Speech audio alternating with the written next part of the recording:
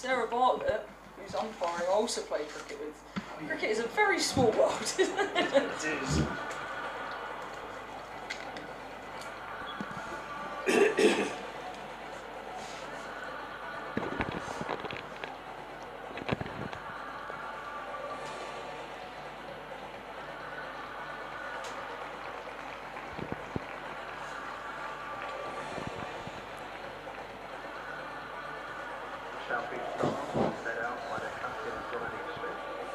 Looks like Alice Capsey's opening.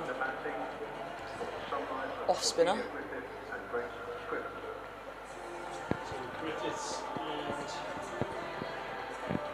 and Scrivens. The young 17, I think she is. But Alice Capsey, off spinner, the superstar, is opening the bowling.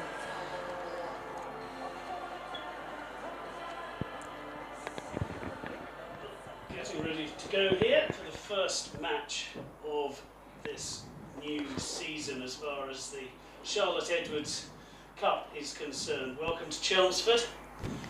Welcome to Catherine Dalton as well, joining me, Guy Swindles, for commentary here on the first match for the Sunrisers and the South East Stars. Thank you very much. I'm glad to be here. This is a perfect day, isn't it, for cricket?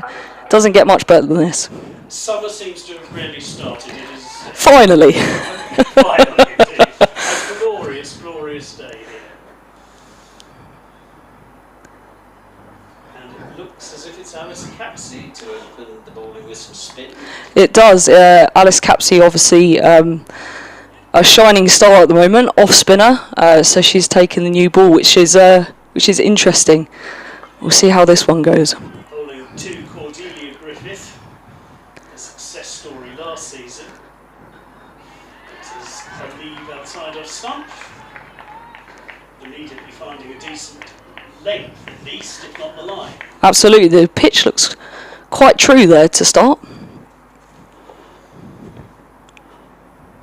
In again. Oh, and it's a thickish edge, but let's give the batsman the benefit of the batter, the benefit of the doubt. She runs it down to third man. There was no slip, and they trot through for a couple. Yeah, I think that is actually a bit of a free shot there for Griffiths, if she can look to play offside, because Capsey's got no third in place and no slip, so you may as well throw your hands at that. Capsey just asking one or two field spots to go in a little, but message wasn't picked up as she comes in now. Right arm over the wicket. And that's played out into the covers. That's exactly where she should be bowling, that fraction straighter, not too much width. Otherwise she can just throw her hands through it, as she did.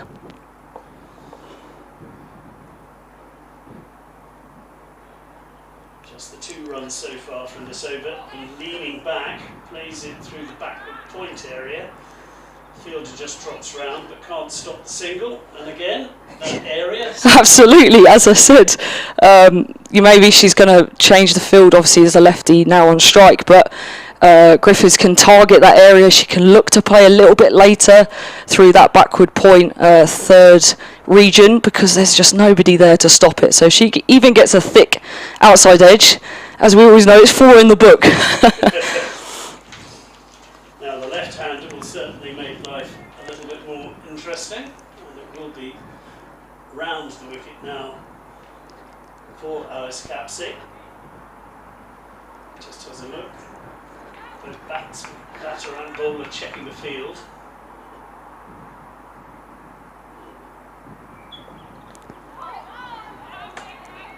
Decent delivery, going back the batsman.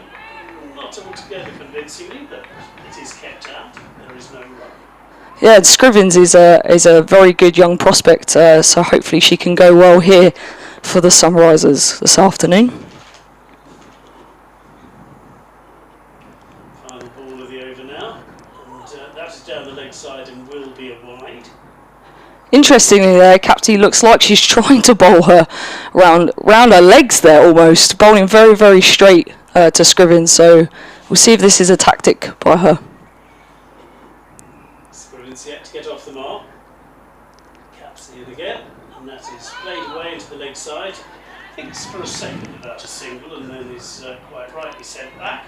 So a steady start for the Sunrisers. A steady start, but I think if you were capsy there, you'd be pretty happy with that as your first over in a T20. Obviously, we're in power play mode here, so hopefully as this next over goes, we should see some more boundaries flying. Because that's what T20 is about, isn't it? It is. There was almost something vaguely test match about that first over. It was very, very correctly played. But we're set up nicely now. From the river end, Alexa Stonehouse. And it will be Alexa Stonehouse to bowl.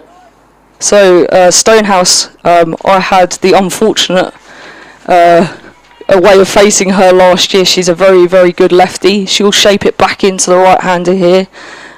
She gets good swing on the ball, and she's an exciting young prospect. Only 18. That makes me feel very old. You feel left arm medium pace. And that is played out into the covers, but certainly the speed on the ball is making sure that the ball certainly travelling farther than we saw in the first over. Yeah, absolutely, and she'll look to hopefully swing it, as I said, back into the right-hander. So if she can get a line right here, it could be threatening. I've had a few mic issues, so apologies for that. We are now back and working properly.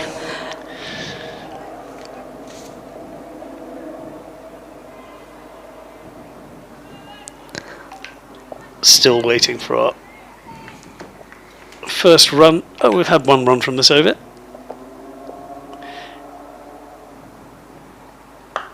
Oh, and that is a very fine shot indeed. And that reaching for it slightly, but it's out into the cover area. Brilliant piece of fielding, but they should certainly have run 3. I don't know quite why that final run wasn't taken. Goodness me, well that was great cricket all round. It was a lovely shot through the covers there by Griffiths. That's just textbook her. I've seen that over the years. She hits wonderfully through there. And then a really good bit of fielding on the boundary. And almost a mix-up. We had it all there in that ball. Yeah, I'm still surprised that the third wasn't taken, but it wasn't, just the 2 runs. And that is short outside off, and it is punched away, and it goes through the fielder, and it goes all the way to the boundary for the first boundary of the innings. And that really was the shot of someone who is beginning to find their form. Absolutely, and I think she just took her time, obviously, in that first over, but she's found the boundary twice in this over already. Well, no, sorry, she got a 2 when she should have got a 3, but she's found the boundary for the first time in this over. That was a lovely looking shot. In again is the left armour, and that is Fuller, and driven well, because it was almost Yorker length, but dug out all the way to mid-on, and they sprint through that time for a single. Yeah, that was a really good bit of running there. I think it's Davison Richards who's just on the ring there, but she's backed herself there, Griffiths, to get through for the single, and done so with ease. Yeah, just spotted that the mid-on was just that little bit further back. Tip and go. Now this is the challenge for the bowler, right-left hand combinations. Just changing your line, especially with a swinging new ball. She's going to have to get a line right here. So Alexa Stonehouse, left armour to left-handed batter. In again, and that is played moderately comfortably out to point region, but there is no run. End of an over, and a good one. As far as the Sunrisers are concerned, they move on to 11 after 2 overs. No wickets down yet. Yeah, it looks like Griffiths is going to be the aggressor in this partnership. It looks like she's going to really go for it and try and score some boundaries, because, as I said before, we're in the power play. We want to see some runs on the board, and Scrivens might just play that anchor role. That's what makes great batting partnerships. One person's aggressive, the other person just sits in, knocks it around, and just controls the tempo of the game. Well, we have a change of bowler. We do. It looks like Freya Davis has come on to bowl.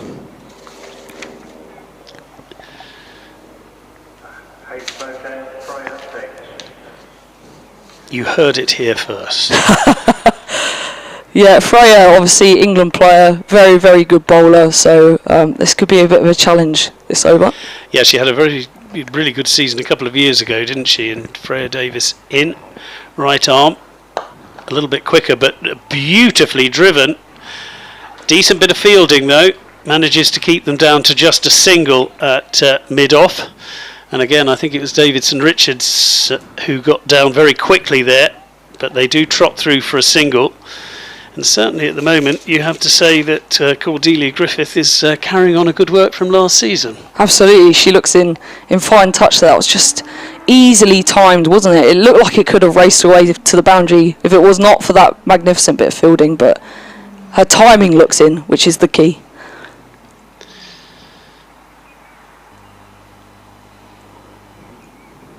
In once more, and that is short and cut away, but straight to point, and there is no run.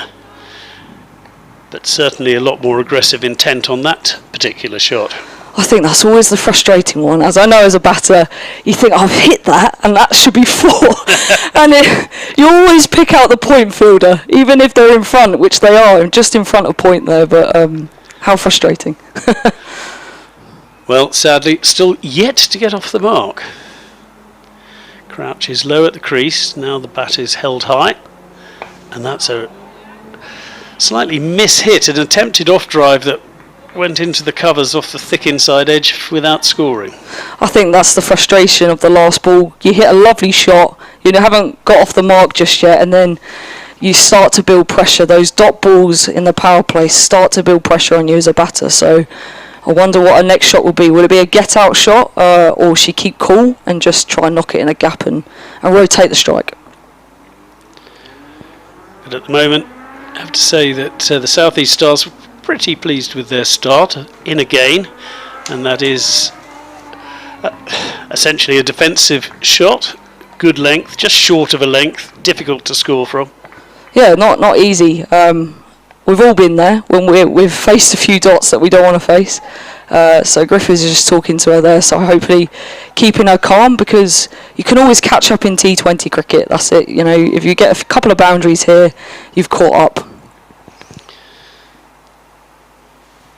Once more. And that is flicked away onto the leg side. There is just a single there. I wonder if Griffith said, just play it somewhere. She must have heard me. I'll sprint and we'll get the single and you'll get off the mark. That's it. Sometimes you need just your partner just to come down and say, look, just get yourself off strike. Then you get the tempo of the game, the tempo of the pitch and the bowler, and then you'll start to feel your way. If the other batter, as I said, that role play is in, just try and rotate the strike. Freya Davis then. This is the third over of the innings. Not the longest run, but fast arm action, and that's again, as Kath was saying earlier, it's a nice shot for nothing. That was unfortunate. She hit a lovely looking cover drive there, so that's one of those you just wish you pierced the gap. But a decent start here for the Sunrisers. Obviously would have liked a few more off that over, but haven't lost a wicket, which is also crucial in T20 cricket. You don't want to lose a cluster of wickets early on in the power play. You want to make sure you've got a good platform to go from. 13 then off the first 3 overs, and Alice Capsey has switched ends, interestingly. Yeah, change your end, change your luck. That's what I tell my bowlers anyway. Capsey in again, right arm round, and that is down the leg side and is and should be a wide. The other thing here at Chelmsford is that little bit of a slope up into the crease line here for Capsey, so it might just take her a ball to adjust.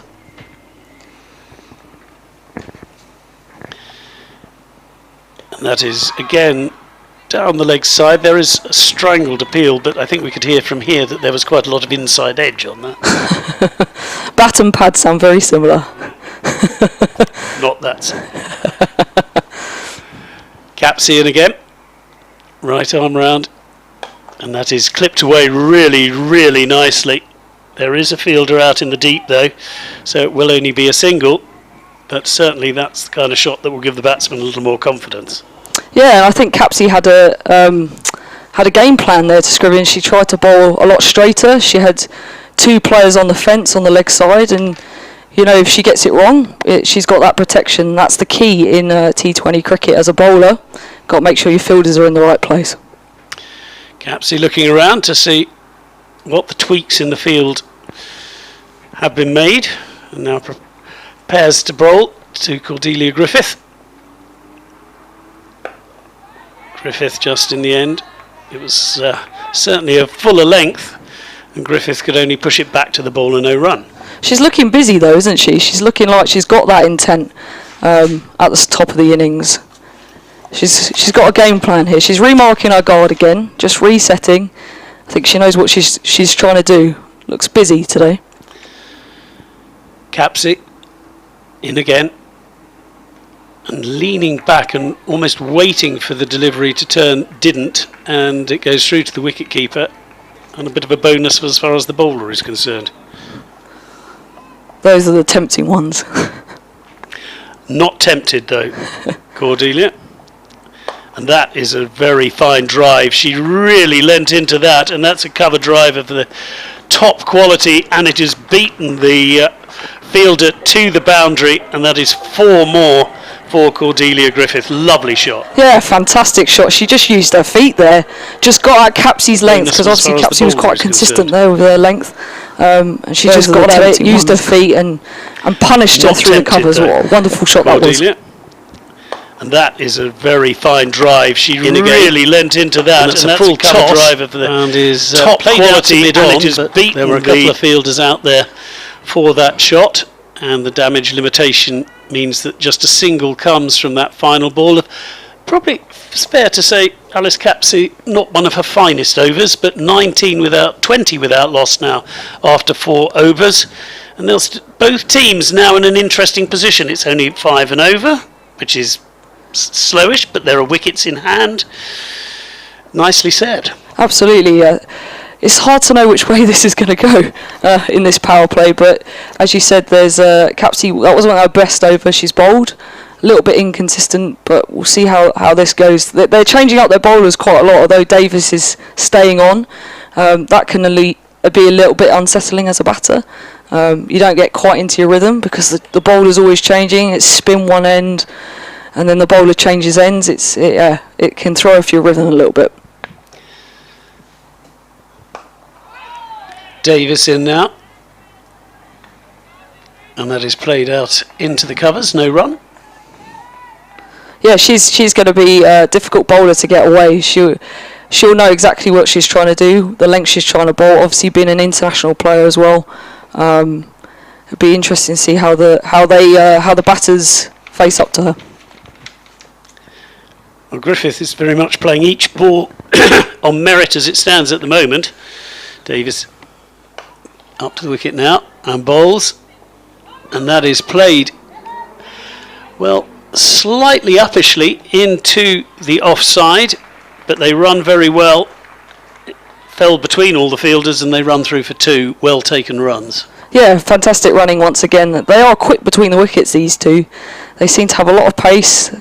Apart from that one indecisive run, they look like they're being aggressive with their running and trying to get those singles and twos on the board, because it's not, although I like boundaries, as I've been saying, you've got to run the twos hard in T20 cricket.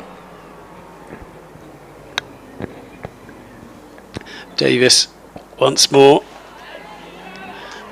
Nice delivery, fullish length, treated with respect back to the bowler, and this is a very difficult length to attack from. Yeah, that's that top of off stump, that horrible length that no batters like. She's got a little bit of shape in as well on the ball, so that's just hit the pitch and just come back in, which is difficult to negotiate as a batter. Certainly you don't look to attack on a delivery like that, and Davis in again, and again it's pitched up, and this has beaten Griffith. That's the first ball really she's looked in any trouble from in the innings so far. She's moved to 18 from just 19 deliveries, but that was a beauty from Davis, and well, Griffith mark it away and put it behind her and get ready for the next delivery. But good delivery, that one. That's one of those you're happy not to nick. You're just pleased to see that go through, but that looked like it just held its line. The others have looked like they shaped back in. That just held its line slightly. So fantastic delivery there by Davis, and Griffith will be happy she's not nicked that one. And that's brought about a bit of a change in the field. So third man comes up to short third man, and mid-on goes out to long-on. They're obviously looking to just try and put the brakes on Griffith at the moment. Davis bowling well in this over. And Griffiths plays that into the leg side. There's only a single. So I need to do a shout out. I've just had a message for one of the Essex coaches, Nat.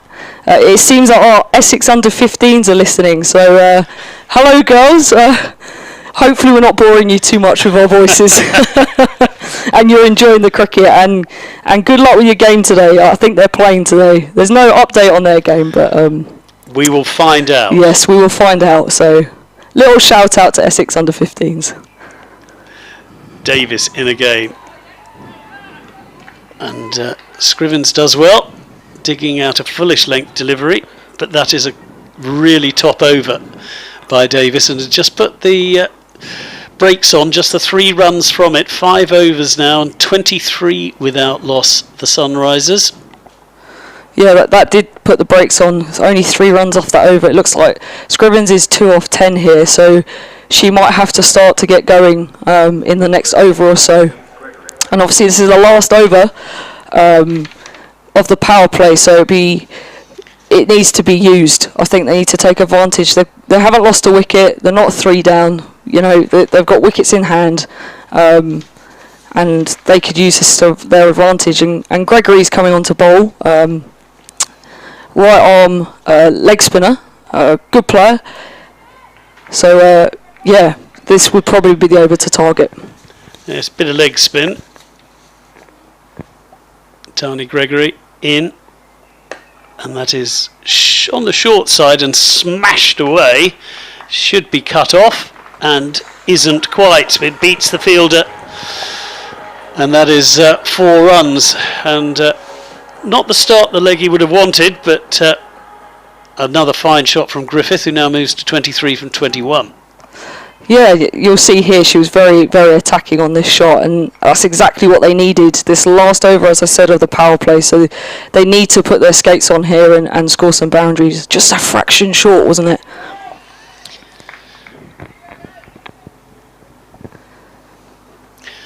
No, fielder did well to even get close to it, but couldn't stop the ball going over for the boundary. Gregory now back to her mark. Very economical run-up,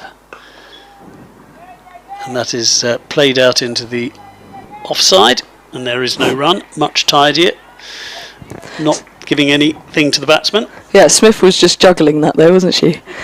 She was showing her skills off there to us. Gregory in again, and back goes the batsman, but again can't get the ball off the square. Just looks like she's trying to give herself a little bit of room. Gregory just dropping it a fraction short. Those are the ones that you just got a little bit of room. If she could pierce that offside, there's obviously nobody out. Wingfield on the offside. If she could pierce the gap, then it's going to be 4.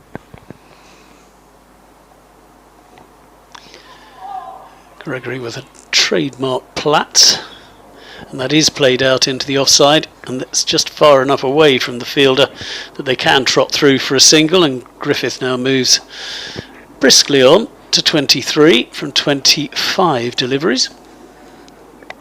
Yeah, she looks in fine touch. When she has jumped on some of the bad deliveries, she's put them away aggressively. It looks like Gregory's just changing her field. Obviously, Scrivens left-hander on, mid-on coming up. So she's obviously going to look to bowl possibly a little bit short. Split field, off and leg side.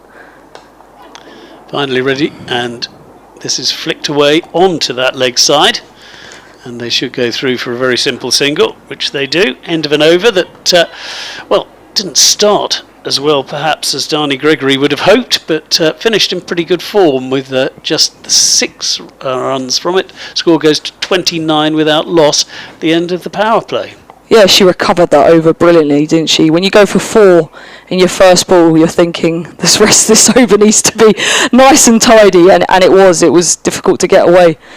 As I said, she did drop it a bit short, but they just struggled to pierce the gap in the field, and there's been some good fielding in the ring so far by the South East Stars. They've not let many through, particularly in the ring. So no change of bowling at t'other end.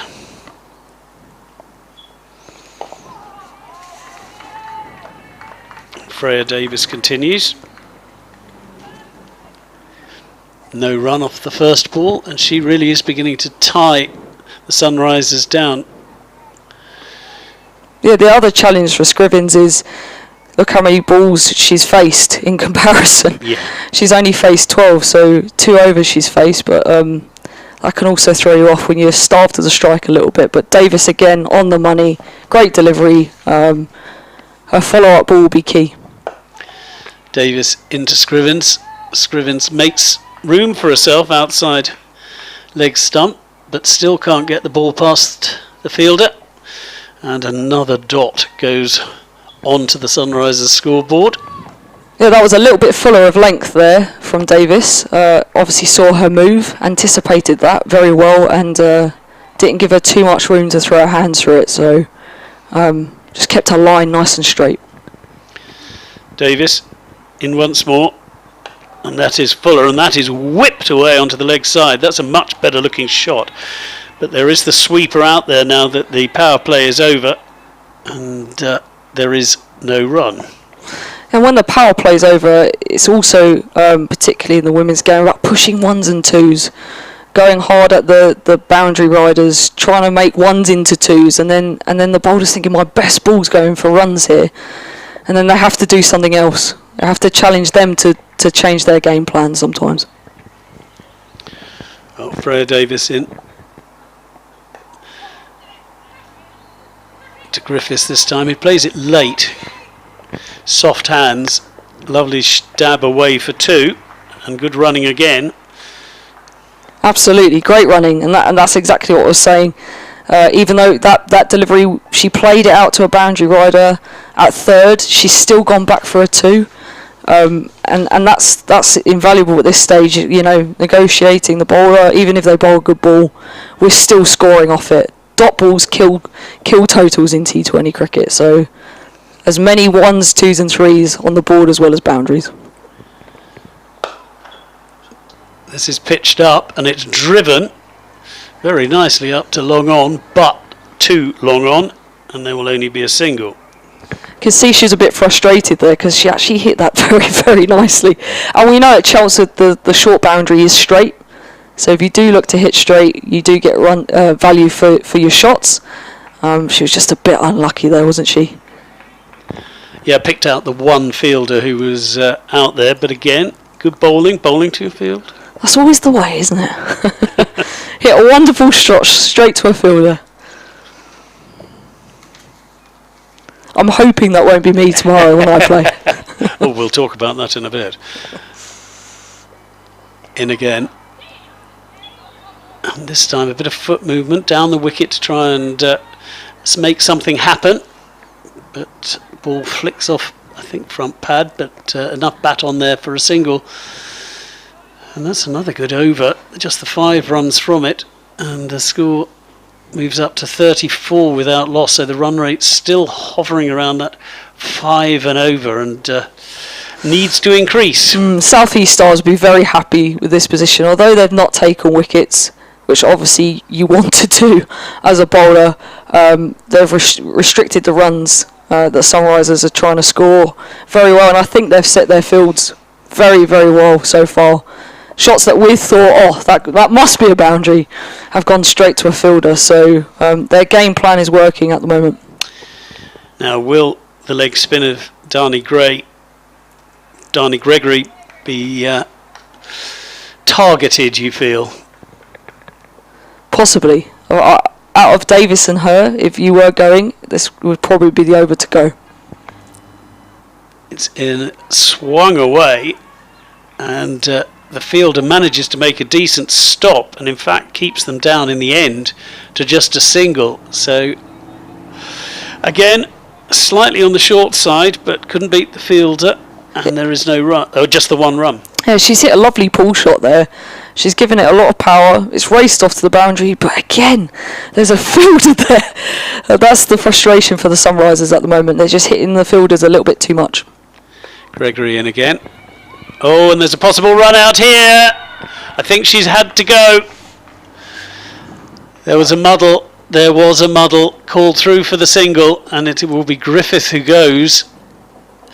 Umpire didn't have any trouble with that, and I'm not sure there was a single there. Griffith called it, Scriven sent her back. Yeah.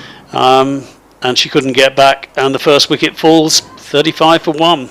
Obviously that is Scriven's score because it's behind the wicket, so frustrating, but great pick up and throw there by White. Good bit of fielding in the ring. I think that was pressure, to be honest with you. South East Stars have put a lot of pressure under the Sunrisers, so there was a wicket coming at some point. Unfortunately, it was a run out. Yeah, one of those frustrating moments, isn't it? You feel like you've got in, and Griffith certainly was the in-form batsman, but she is the one that has to go. And just when you want to be looking to build momentum, you're just halted in your tracks. Yeah, we've got two left-handers now at the crease, so Naomi Tatani comes in, Middlesex, and London Spirit player, teammate of mine, good friend of mine, so I better be nice to her on air. And vice captain this year as well. I believe so. Yeah, she's played a lot of cricket, Tatani, so she's an aggressive player. She'll look to score quickly. But two lefties at the crease now. Well, they need some runs from somewhere, the Sunrisers, at the moment. This has been impressive bowling performance so far from the South East Stars. They've never seen the accelerator press down against them fully yet. There have been the odd boundary, but then the pressure has been built up again. And Darnie Gregory, after seeing her first ball hit for 4, has been amongst those keeping the pressure on. She's now bowling to the new batter and beats her first ball up. Absolute Jaffa, and nothing the new batsman can do when you get a first delivery like that, and Tatani will be very pleased that she is still there. Absolutely. What a fantastic delivery first up that was. In again, and this time Tatani gets bat on ball, but straight to the fielder. So again, just the one run from this over so far, just 2 balls to go. Gregory's gone a little bit fuller since Tatani's come in. She looks like she's trying to entice that drive. Again, absolutely, bit of loop there and certainly a fuller length. Tatani does, though, beat the first ring of fielders, but not the sweeper. And there's a bit of a muddle up. The wicketkeeper drops the return. They think about a second, but remembering one of the oldest rules in the book, never run on a misfield, they don't. That is a key old rule that I must learn from as well. Nobody ever does. Gregory in again, and that is swung away with intent, and that has gone all the way. That is a really, really fine way to finish the over, and a terrific shot from Scrivens, who now has to really pick up the baton, doesn't she, with the what's happened. Oh, it only went for a single. I thought it was to the boundary. I got overexcited.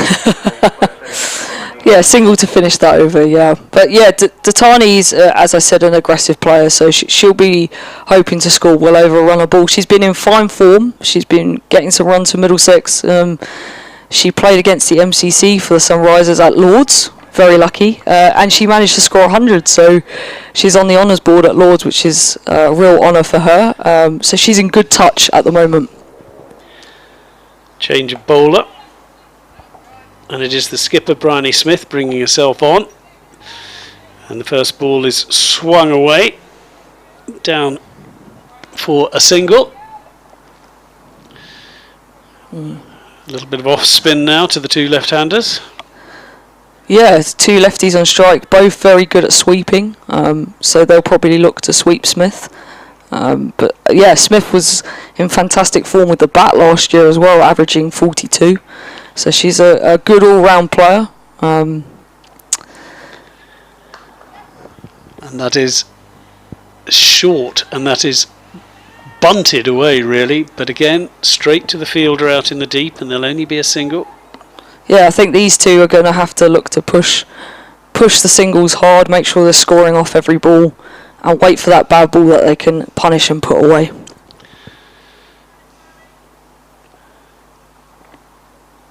Bryony Smith, the skipper, must be delighted with the way things are going as she comes in again, and again gives that plenty of air.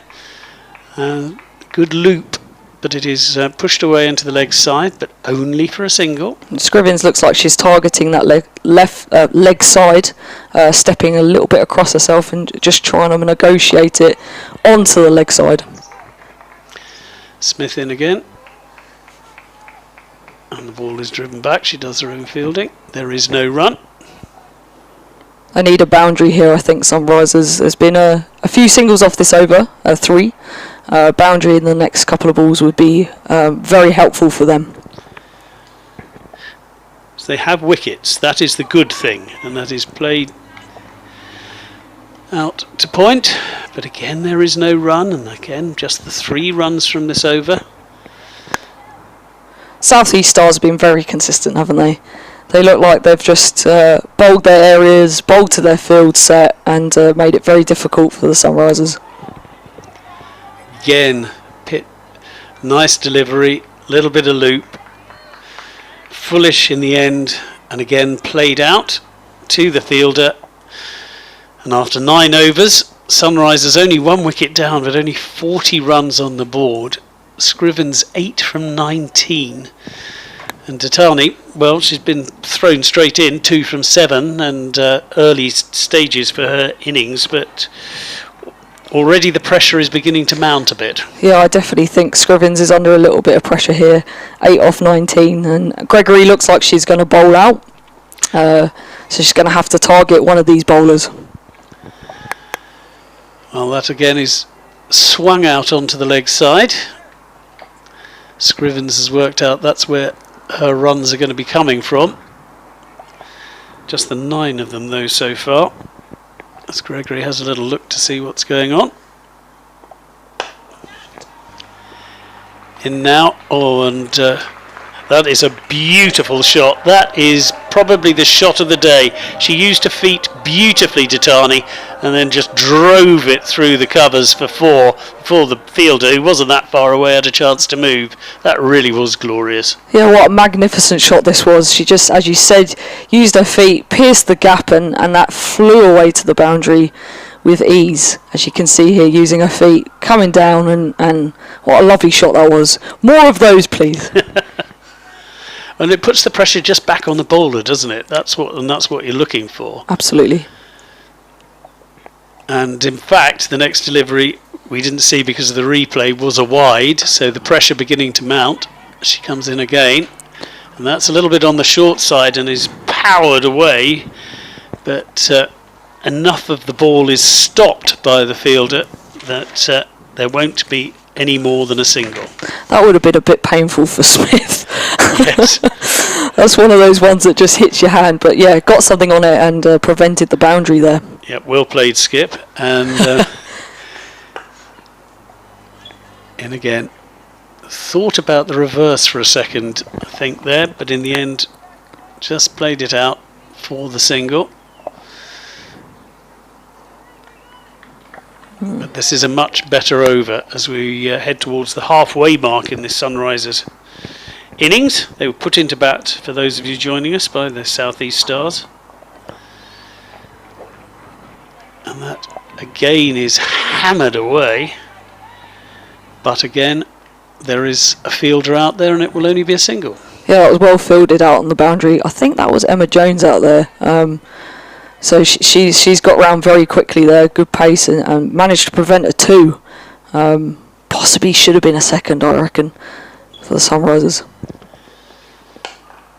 It is very warm, and that is down the wicket, and that is mown away, and the fielder does brilliantly, I think, to stop it, gets warm applause, and they will just have to settle for a couple in the end from that. And that looked for all the world as if Scrivens had scored her first boundary. Wasn't to be. And at the halfway mark, 51 for 1, the Sunrisers. Yeah, that was a wonderful bit of fielding on the boundary there. All of these bits of fielding, we're thinking that's gone for 4, definitely. But it seems dragged back. Yeah, it's seemed to be dragged back. And I know this is a cliche thing to say, but they do seem to be hunting in pairs as fielders, and that's what you need to do. You need to make sure you hunt in pairs and back each other in the field. And the South East Stars have done that. I think we have another change of bowler. Yes, this is Moore, off spinner. Oh, and that's a full toss. First up, and it is given the treatment that full tosses should be subjected to, and is smashed away for 4. Absolutely, that was dismissed by Tatani. A lovely looking shot there, just held her shape and hit it away for much needed 4 runs. You have to do that. If the ball is a rank bad ball, you have to make the bowler pay, and that was exactly what happened on that delivery. Absolutely, there hasn't been many for the South East Stars, so it's been difficult. Next delivery though, oh, and it's bolder, I think. It has.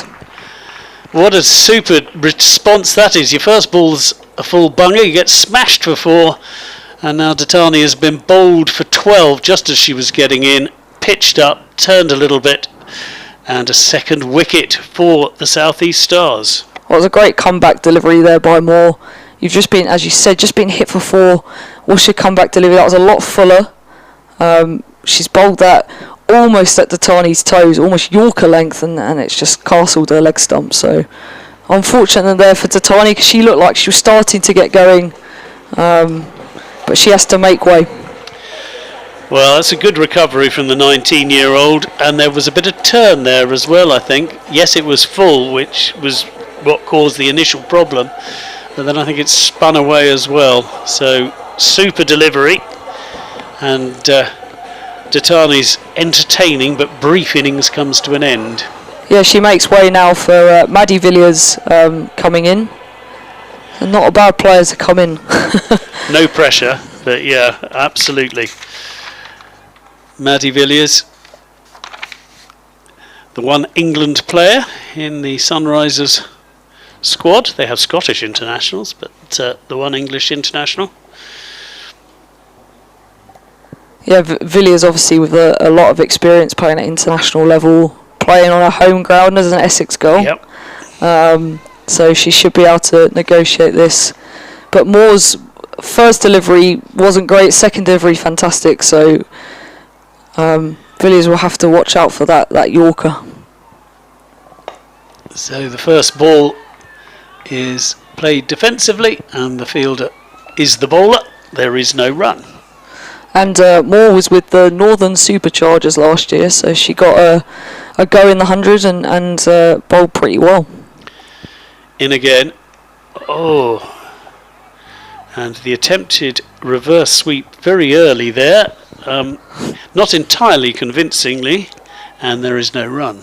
No, that hit her just outside. It hit her outside leg stump, didn't it? So as long as you get your pad out the way, you should be fun. But we've had this a couple of times in this innings where the first ball has been loose and hit for 4, and then there's been trouble. This time the bat comes down the wicket to try and put the bowler off a length, but spotted well by the bowler, and there is no run. And she gave that little bit more air there, Moore. Just enticed her to try and hit over the top with a fielder back as well. In again, and that is wide, and again it's full, and that is driven, and it does for once beat the fielder on the boundary, and it will be 4. It wasn't the world's greatest ball, but that was a beautiful shot to get off the mark. Lovely shot. The Sunrisers are hit really well through the covers today, and that's really where they'll be getting their boundaries from. And Villiers there with a great looking shot through the covers. Well, just going to be watching that again because it really was worth watching. It was wide, yes, but It really was really nicely played and really nicely placed, which is why there are 4 runs and 59 for 2 now after 11. The Sunrisers, after being put into bat first on a glorious day here in Chelmsford. Yeah, and it looks like the leggy Gregory is going to bowl out. She's going to bowl her full spell here. So Gregory in. Again, there was a think about changing direction, but in the end it was just played out into the leg side for a single. We've said that quite a lot, haven't we? We have indeed. It'll be interesting to see how Villiers takes on this challenge, and obviously at the stage of the game where we need a few more runs on the board here, the Sunrisers. So should be interesting to see how she plays Gregory. Scrivens, though, now can play the anchor role safely with Villiers at the crease in, and Villiers rocks back and thumps it for 4 more, and that is a really good shot, going onto a back foot and just rocking back and then just crashing it through the onside for 4. That is a beauty.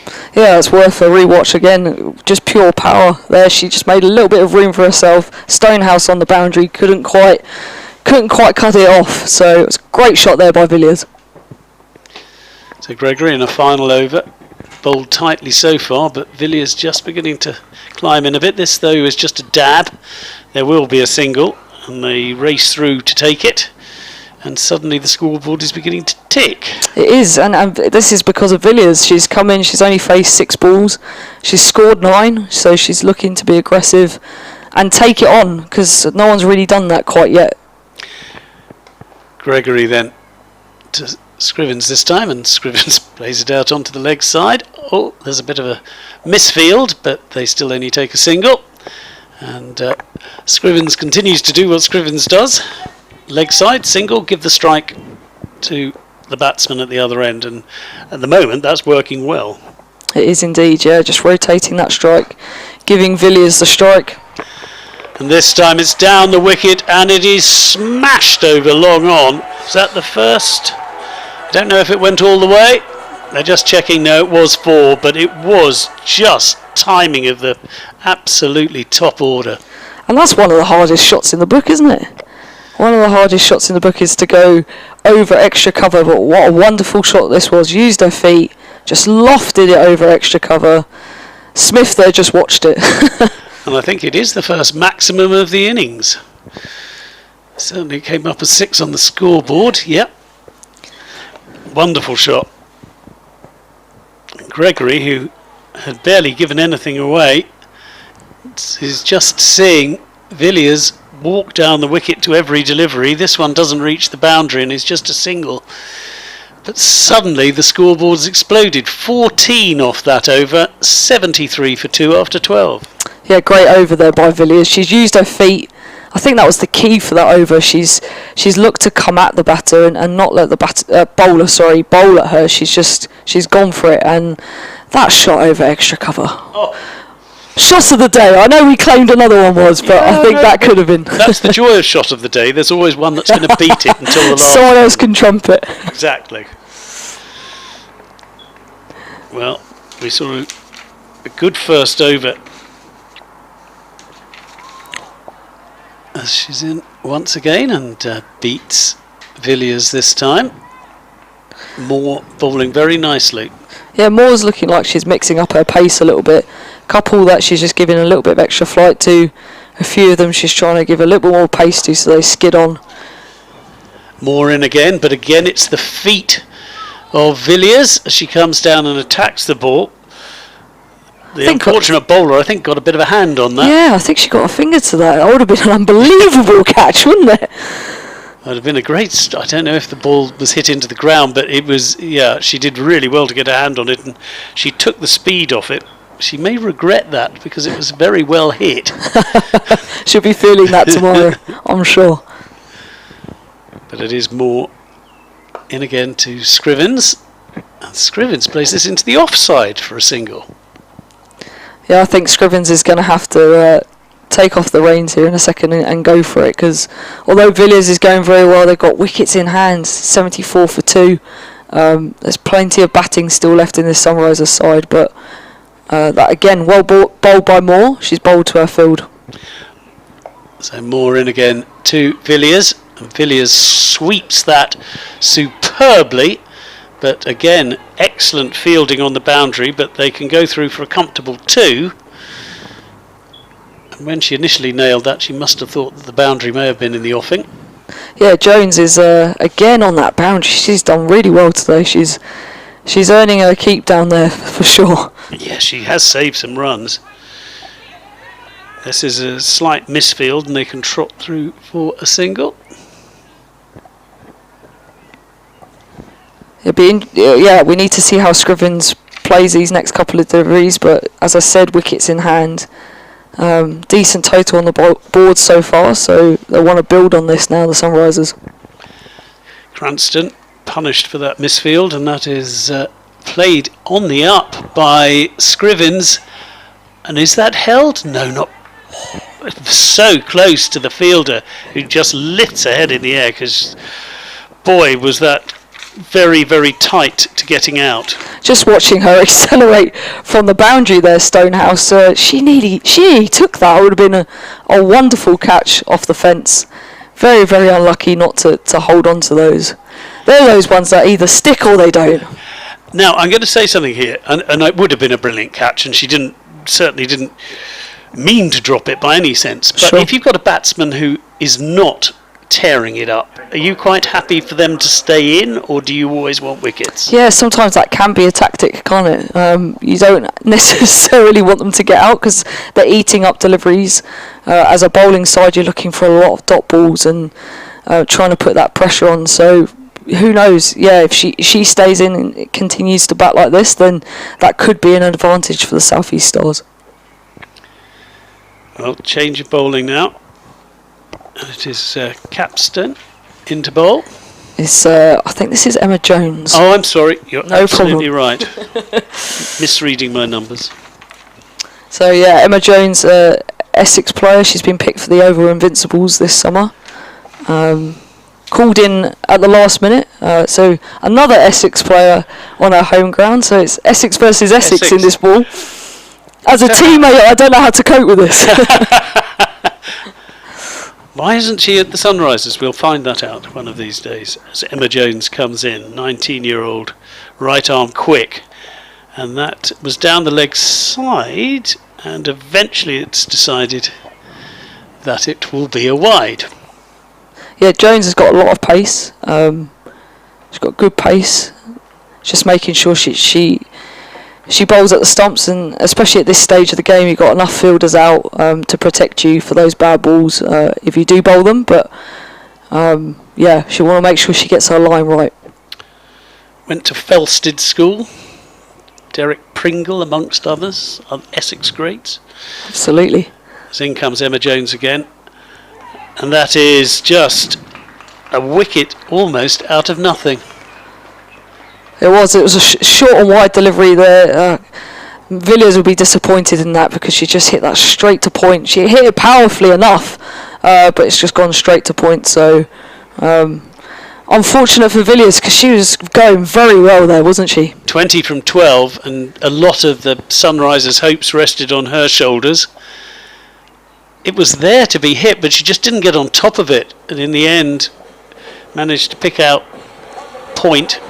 Yeah. And it was a nice catch. It was a smart catch because the ball was pretty middled, but it is another wicket and a big one for the South East Stars. 81 for 3. Yeah, you're absolutely right. You either need to get on top of that or you need to hit it up and over. And unfortunately, she just hit it straight, flat out backward point, and good catch. Good catch. Joe Gardner, next batter in.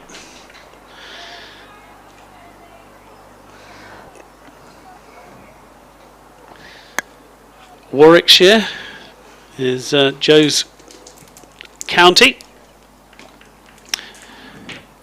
Played for the Oval. She was part of the Oval Invincibles squad last year. Indeed, they were winners last year. They were. What a wonderful tournament that was. Wasn't it? I'm going to admit that as the ball is played out, there is no run, that I was one of the... I wasn't quite sure about it. Sure, there were a few, weren't there? But I went and I saw what it was doing. I know it's a cliche, but particularly for the women's game, and realised that this was a good thing. Absolutely. I think it just has helped the women's game massive amounts. Jones in again. And this is turning out to be a very, very useful over. It is. She's recovered this over very, very well, hasn't she? She's now found her line and length there on the last 2 deliveries. Hit the spot. Very good by Jones. Emma Jones, just 19. In again.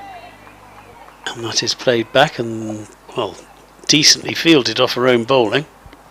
Yeah, she's very athletic, Jones. Obviously, as an Essex teammate, I know that. She's very fit as well. Looks after her fitness very well, and exciting young fast bowler. And that again is, well, Gardner really struggling a little here with the pace of Jones. Absolutely, she gets that ball to just spear back in at you with that extra little bit of pace as well. It can be difficult to negotiate, and fair play to her because she's been running up and down that boundary all afternoon so far, and has come on and bowled a very, very good over, which has swung the tide of the innings, I think. Well, it's the big wicket, isn't it? That's what she got. She got the big wicket of Maddie Villiers, and you just feel now that someone needs to come to the party as far as the Sunrisers are concerned.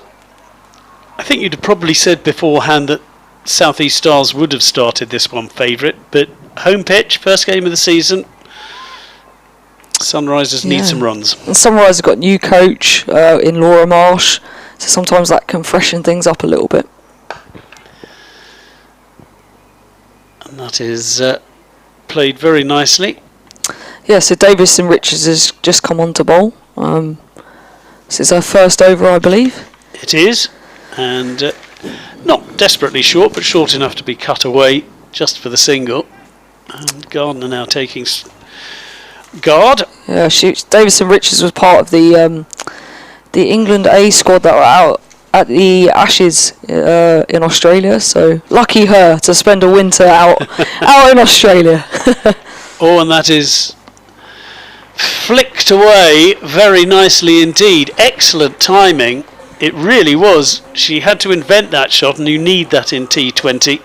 She waited and then really did play that shot superbly. Yeah, they haven't got a cow corner out, interestingly, so she's negotiated that gap and just picked it, hasn't she? And since I've said that, they now put Jones back on the boundary at cow corner, because if you're going to bowl a length at this stage of the innings, she's going to go for it, isn't she?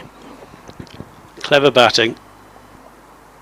It's Davidson Richards. And that beats the batsman, who will be slightly cross, so they're trying to play that dab shot. Oh. She had a look behind the wicket and seen that there is a gap there. You can see why it appeals. Yeah, absolutely. I think Davison Richards just took a little bit of pace off that delivery, just enticed her to go again. She's in again, and again takes the pace off it. And again, that is stretching, just played out into the covers. There is no runs, and this is good change of speed from the bowler so far. Yeah, definitely. And at this stage of the game in T20 cricket, mixing up your pace is key. But as you saw there, Smith smiling. She's been busy at extra cover. And Davidson Richards cranks it up for that delivery, which beats the batsman. And again, a good recovery from a bowler who's seen an early delivery go and then has come back and put real pressure on the batsman. So just the 5 runs again from this over so far. Final ball now being bowled. And they'll trot through for a very quick, if they're careful, single, and they do get through.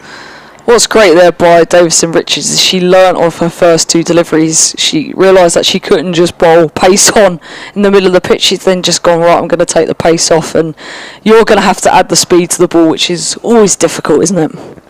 Yes, exactly. If you're making the batsman actually do the work, if you like, particularly off the pace bowler. And batters don't like to do work, do they? Champagne Charlies, a lot of them. I'm not one of them. But yeah, I mean, she had a couple of different variations of her slow ball there as well, so that was very well bowled by Davison Richards. So we have had 15 overs, just the 5 to go, 87 for 3, and it is the skipper Bryony Smith who has brought herself back on for some off spin, and that is punched away to deep mid on, but only a single. So will you be going to the 100 this year? I hope I'll be going to a couple, yeah, in between other engagements. Excellent. And get there early. That's the key. it is, and it's a really. I love the fact that it was a different crowd, and though I'm enjoying this too, and the crowd has filled up a lot, and that is swung away straight to the fielder, and another wicket has fallen. Scrivens has had to play that shot. She 18 from 28, had to go, but in the end, swinging to leg, which she'd done quite a lot during the match so far, has been the end of her, and she goes, and it's 88 for 4. Yeah, she's kept square leg in the ring there for that reason, I think. Just enticed her to hit on the leg side, and she's just picked out the fielder there. Well, when you played that anchor innings, you've really got to have gone on, haven't you? So tough innings as far as Scrivens is concerned. We've got Rogers at the crease now. I think it is. Number 13.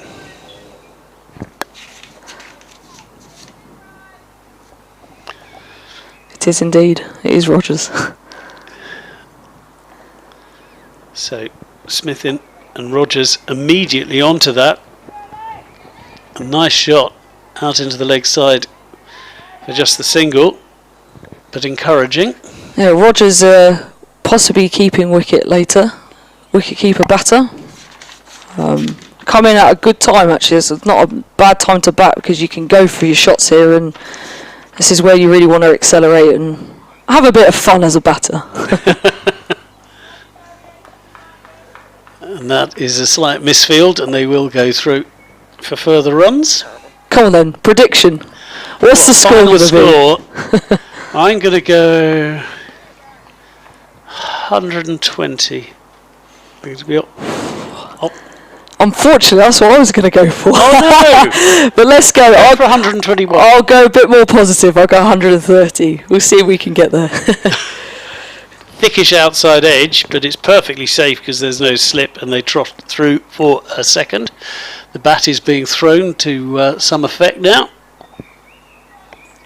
Would 120 be enough, do you think? No, I don't think so. I don't think so. I think it's certainly looking at 140, 150 wicket. It's played very true, this wicket.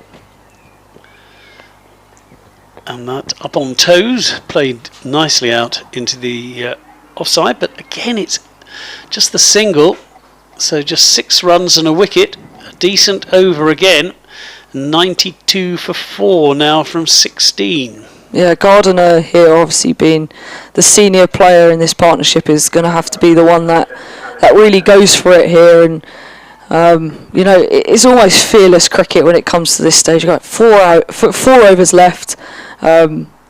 You know, pick your gaps and just back yourself to hit the boundary as much as you can.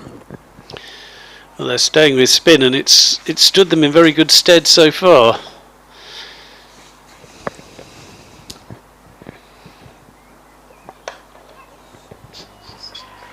In again. Oh, and that's a beautiful shot. That is a beautiful shot.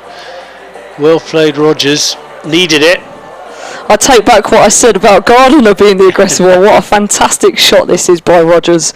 Again, offside has been a really key, strong area for the Sunrisers, and she used her feet against Capsey and picked out that gap. Capsey in again, and again it's hit hard. Oh, and I think that could be out. That's a brilliant piece of fielding. Wonderful. Absolutely brilliant piece of fielding. Rogers, I don't think can quite believe it. Honestly, what a brilliant bit of fielding that was. Not only just the pick up, because it was hit hard at her at mid-off, but then to just throw those stumps down in almost one motion. It happened in a flash. That was just superb. It was Davis who did that so well, and it really does. You felt for the batsman. They must have thought for all the world that there was a pretty straightforward single there, but fielding of the very top order, and that we've seen throughout from the South East Stars. Yeah, it's unlucky because Rogers also put in a dive, so that's how good the bit of fielding was and how well she played. Well, another wicket goes, and good work, very good work in the field, and we've said that before. So this is another Essex player, another teammate, Scarlett Hughes, has just come in into bat at the non-strikers end. Yes, they did obviously run.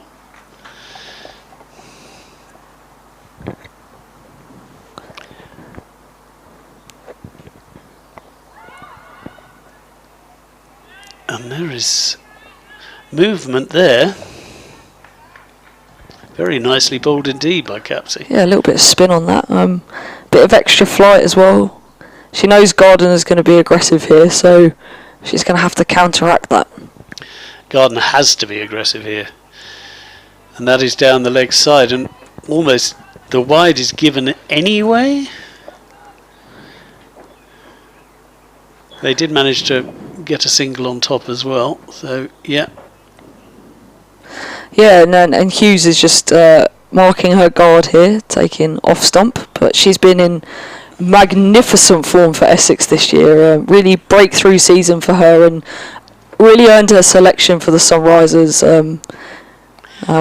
Yeah, she I know her parents will be very proud of her. She thoroughly deserves this shot. Well, it's a key position in any team, isn't it? The number 7, so that good form will need to continue as Capsey comes in again, and a bit of a mow and a miss.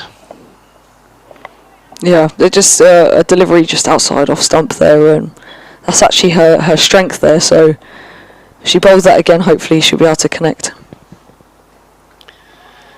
And again, the ball is pitched outside off. The attempted sweep does not work, and again it's another dot ball.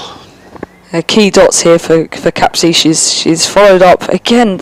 The over didn't start well, but a wicket, and it's just broken up the momentum for the Sunrisers. Capsey is in again. That is middled, but straight to the fielder, so there is no run. And in the end, well, Capsey will be moderately relieved after the start. Quite right. First ball went for 4. And we're just seeing up on the screen the partnerships, and really after the opening one, it's been tough. There were 3 have made a start and haven't been able to go on to make the big stand that the Sunrisers needed. Yeah, I think that's been a theme, really, hasn't it? They've started overs very well by getting a boundary or getting a 3, and then there seems to be something happen, like a direct hit run out. We've had a few run outs, 2 run outs today, I believe. And yeah, it's just broken up that momentum for the Sunrisers. You think, oh, here we go, they've got a start, but South East Stars have done magnificent well to pull back those overs, change of pace, or great bit of fielding, and it's been difficult. Pressure continues. That's a one-handed drive for a single. Yeah, you can see Davison Richards there. She's trying to go for a Yorker length, trying to go very full. Sometimes a low full toss is actually quite difficult to hit at the end of the innings. You want a length delivery that you can get your hands underneath. So looks like she was going Yorker there early on. Yeah, that you're right, that low full toss is so desperately difficult to dig out. I have nightmares about those. Well, the 100 has come up. As Davidson Richards is in again. And there is no run. Yeah, again, much like her last over, really, Davidson Richards, she looks like she's taking the pace off. And jogging back to her mark to almost try and rush the batter. Throw that momentum back in her favour as a bowler. The Sunrisers need 2 more runs to avoid their lowest ever score in this competition, so I think that's a given. As the ball is swung high into the sky, but safely, 1 bounce into the fielder's hands, and they do well to trot through for 2 as well. So in the end, good play, a risk taken, and it's come off. Yeah, sometimes you're trying to target that area that Hughes is trying to target cow corner, because there is a gap there between the 2 boundary riders. Even a miss hit like that, they've run really well back for 2. So Hughes having a look round to see a few field changes going on. But now we are ready for Davidson Richards to come in again. And that is driven away into the offside. Yeah, again, well bowled because she's gone very full. There's nothing there to get underneath for Hughes, who's trying to go big. So bowling full and bowling those off-pace deliveries. Davidson Richards is obviously very, very skilled at that at the back end of the innings. Such a gift, isn't it, if you can keep that ability to bowl that Yorker length at this stage of an innings. That is slightly short of the Yorker length and is swung away for a single. Yeah, these types of bowlers are invaluable, aren't they? Those bowlers that just don't go for many runs, they mix up their pace, they keep the batter guessing. It's not easy.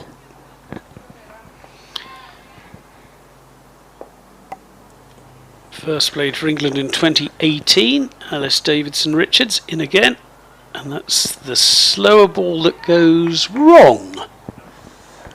After giving her so many compliments. Obviously that wasn't what she intended at all, but yeah, can see she is mixing up her pace. Sometimes those things happen, huh? Yeah, back to the drawing board. She bowled very well, that is just the 1 wide. As she comes in again, round the wicket. And a slightly slower delivery, I think.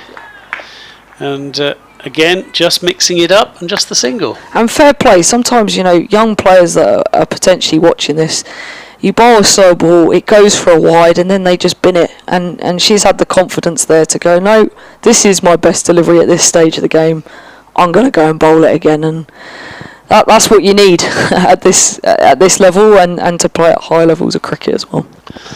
So just the 2 overs remaining then for the Sunrisers to launch any kind of assault, and it's tough.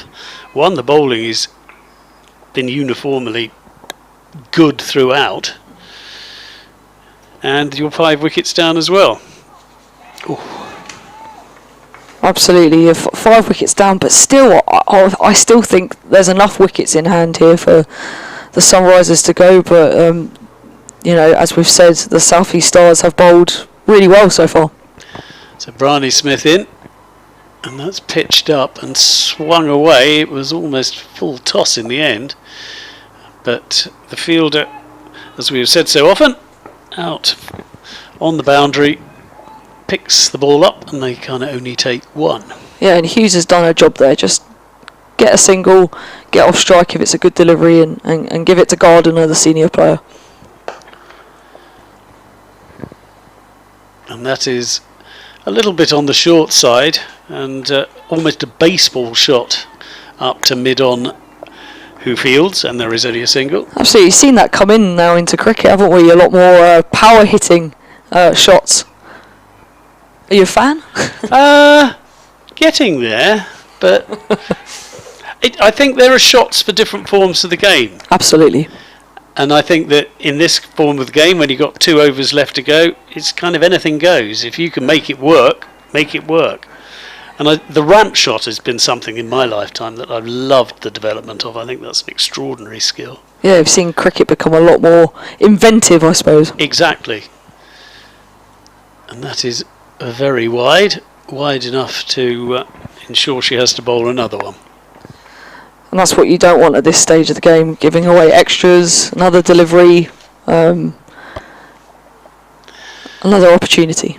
In again the skipper. And that is, again, she's given it plenty of air. She's not afraid to give the ball plenty of air. And there's another run out, the third of the innings. They had to go for the 3 and hope that there was a mistake, but that is unfortunate. That is unfortunate, and Hughes is also very quick between the wickets, but they had to go for it at this stage. It's just one of those things as a batter, you know that you sometimes have to sacrifice your own wicket for the sake of trying to get another run for the team. Never easy though. The fielding has been superb, and it's not as if they were going slowly at any stage, but once the throw was a good one, that second wasn't there. That's something the South East Stars have been very good at. Their throwing has been very good into the keeper, and they've put pressure on the Sunrisers when they were going for those 2s, and possibly that's put a bit of hesitation in their minds as well. Well, half the wickets have been run out, so yeah. Sunrisers captain in now, Kelly Castle. So captain to captain, and that is swung away rather impressively for your very first ball. It was foolish, but to try and actually avoid one of the fielders has been an issue throughout, and what a good start from Kelly Castle. What a wonderful shot this is by Castle, and she didn't overhit this, she just guided it with loads of timing, lovely sweep shot, races away to the boundary. That'll give her a load of confidence going into this last stage of the game. Yeah, not much time for a captain's innings, but any runs now would be gratefully received. And the more runs means I'll win the negotiation of the score.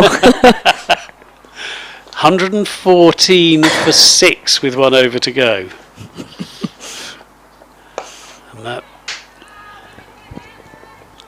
is a decent delivery, but blocked out, but they will get a single. And it is Alice Davidson Richards, the death bowler for the South East Stars, who is bowling this final over. Yeah, as we've said before, she's been difficult to get away. She's bowled good areas, good change-ups. Not been easy for the Sunrisers batters. In once again, and that is nicely played up to mid-on, but they will only be able to take a single. So just 4 deliveries left. They need to be quite a big 4 deliveries, you feel, for the Sunrisers at the moment. Yeah, they've got absolutely nothing to lose here, you know. They can just go for it. I think now they know that Davison Richards is looking to bowl full and looking to bowl off-pace deliveries. As a batter, you have to set yourself for that. Come down the wicket. Absolutely. Do something different. Well, let's see whether that is the case, as Davidson Richards is in again. And it is not the most convincing shot, but it's a leg by, and there will be one more going on to the scoreboard. 3 balls left, 117 for 6. Yeah, and you're right. I think if she's bowling full, like that delivery was very full, though it was off pace. You need to get at it, try and make something happen. Otherwise, if it's landing Yorker length or in that area, it's difficult. So hopefully Castle here potentially might use her feet. Well, Castle has made a very decent start, as the bowler is in once again, and she does try and make something happen. She steps outside off stump and swings the ball away, but can't beat the fielder. Yeah, that was unlucky, because that was a very good inventive shot. Made a bit of room for herself and tried to guide it down to that short boundary. She was unlucky there, but Castle's been very good since she's come in. 6 off 3 deliveries so far. 2 balls left. I think it might be closer to your total than mine. Well, I in many ways I hope not. We didn't have any money on it anyway, did we? So it doesn't matter. It was who's going to make coffee at half time. And that will be another single. Or did they manage to get through for 2? I'm not sure. They got yes, through they did for for 2. 2. Good running. Very good running. Last ball predictions then. Oh. I'm going boundary. Come on. 1. God, I'm boring. As the ball comes in, and it is swung away, and they will get through for 2. So neither of us were right. 122 for 6 is the final score, and that was. It's one of those really gritty efforts, isn't it, by the Sunrisers? They've managed to dig those 122 runs out, but it's never been easy. No, I think that innings kind of ebbed and flowed. There were points where you felt like the Sunrisers were maybe getting on top of the South East Stars, but they always found a way of coming back if it was a run out or a good wicket. An example was when Moore was bowling, she got hit for a boundary and the next one was then a wicket. So it was always stifled for the Sunrisers, and fair play to the South East Stars. I think they've bowled and fielded exceptionally well there and reduced them to a very, very gettable total. Yeah, we saw some good batting from the likes of Datani and from Griffith early on, but neither could really kick on, and that was the issue. But just genuinely excellent bowling almost throughout from the South East Stars, who just made life very difficult, whether it be spin or pace, and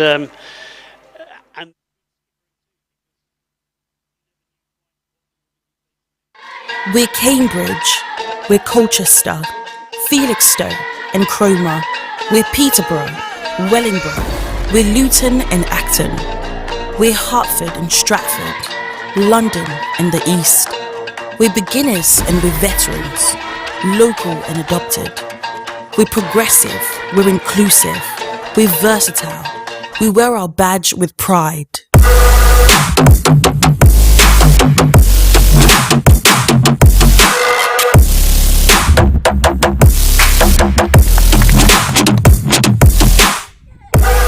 We're those who volunteer endless time, nurturing the future of our game. We're those who inspire others to give it a go. We're those who support with passion, and those who dream of pulling on our shirt. We're strengthening our history to thrive in the future. We are built by our region, for our region. We are Sunrisers.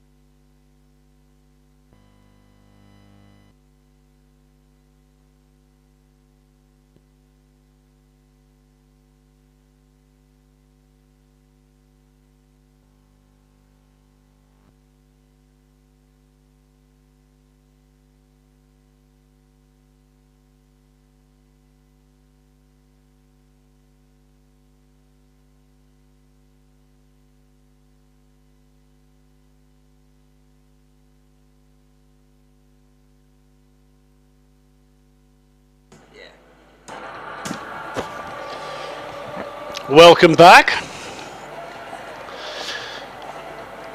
And we see whether the Southeast Stars can chase down the 123 they need for victory. And after her stint bowling, it will be the skipper Bryony Smith who opens the batting.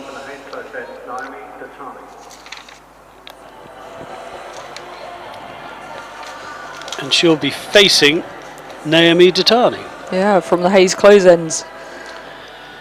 When Frankie Goes to Hollywood have finished. Gotta have a bit of Frankie. How does that get it, Tom?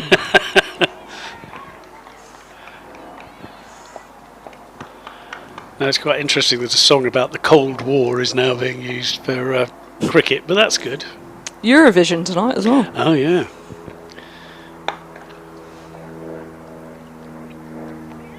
So first ball a little on the short side, but as was swung away with intent, but picked out the one fielder on the boundary and just the single.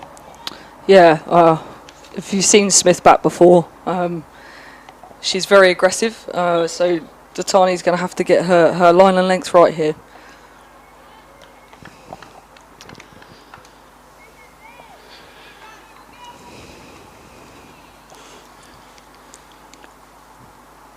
Well, it will be Cranston to face, left-hander, and it is a full toss, and it is driven, and for all the world it looked as if it would go all the way, but a brilliant piece of fielding. Yeah, fantastic bit of fielding there. I think that was by Gayatri Goal. She got down really well there and then prevented, I think that was going to go for 4, had she not gone down and got something on it. So, first 2 deliveries have only gone for singles, could have been much worse, but Datani can build on that. Oof, that was almost Beamer-ish and is a no ball. Yeah, just obviously got her length wrong there, and Hughes, who's keeping there, did well for that not to go through her. Yeah, they managed to grab a run and it was a no ball, so there will be extra deliveries and a bit of a price to pay.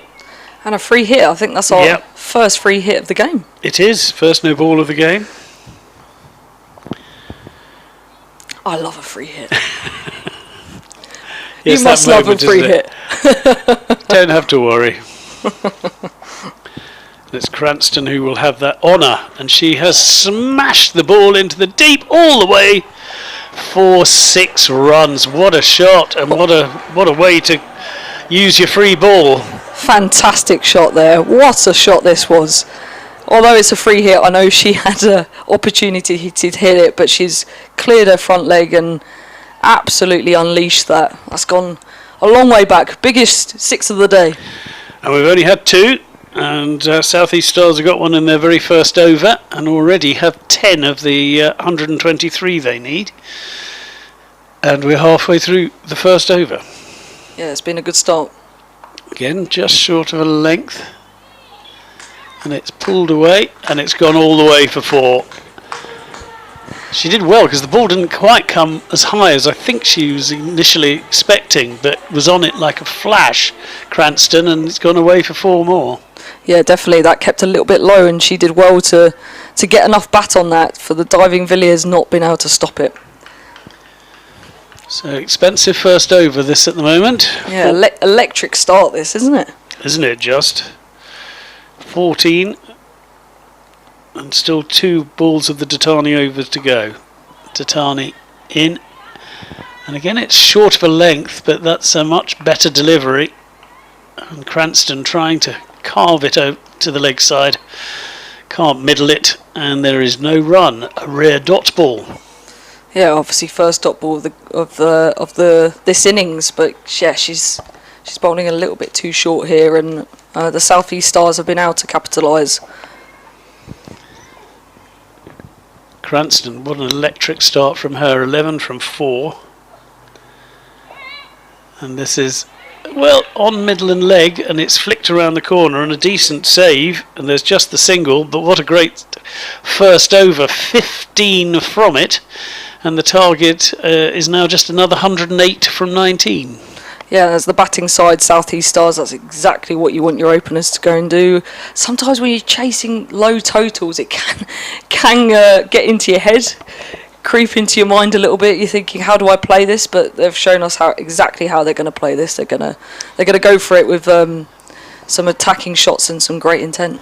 Just shows, though, doesn't it, that the no ball changed that from 2 singles for the first 2 balls. The no ball, suddenly it's a free hit, and suddenly Cranston was up and flying. So yeah, absolutely. And I think sometimes as a batter you need that, either it be a bad ball or a free hit, and it just accelerates your innings because you've got those those nerves out the way, because obviously it's the first game of their season here. So Maddie Villiers will go straight into the attack. yeah, both teams started with spin as well. Opening bowlers have both bowled spin. Villiers in. It's mown away onto the leg side. There is a fielder there. Yeah, Villiers would be very good at setting her fields here, and she'll know exactly where she wants to bowl. But Smith is obviously taking off stump as a guide, so she's trying to potentially go leg side with it by the look of things. And suddenly that area has been strengthened by the Sunrisers. Kelly Castle moving her troops.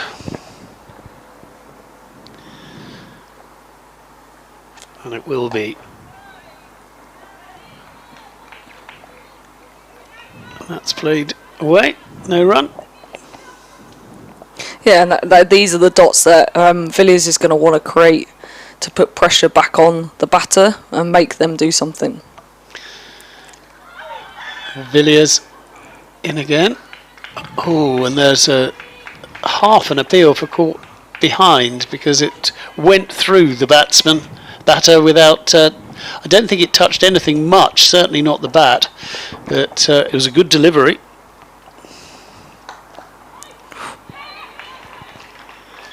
That's a little bit shorter, but another good stop in the covers. Yeah, and they came through for a single there, but good pressure here by Villiers. She's trying to put a little bit of pressure back on them after that first over. Almost a recovery over for Villiers here. And she's bowling, getting through the over quickly, which again can put pressure on the batsman as the attempted sweep is... well, that's so frustrating for the bowler because it's gone all the way for 4 and the batsman didn't know anything about it whatsoever. That's just so unfortunate there for Villiers. She's bowled a good delivery, little bit of spin on it, and that's almost come off the top of her bat. And that shows you how short the boundaries are here at Chelmsford. That's just raced away for 4. Very unlucky for Villiers, that. She even had a slip in, didn't she, for the kind of edge from the sweep shot, and but that just cleared everybody. Very unlucky. The scoreboard, however, will just show 4. 4 in the book, as they say.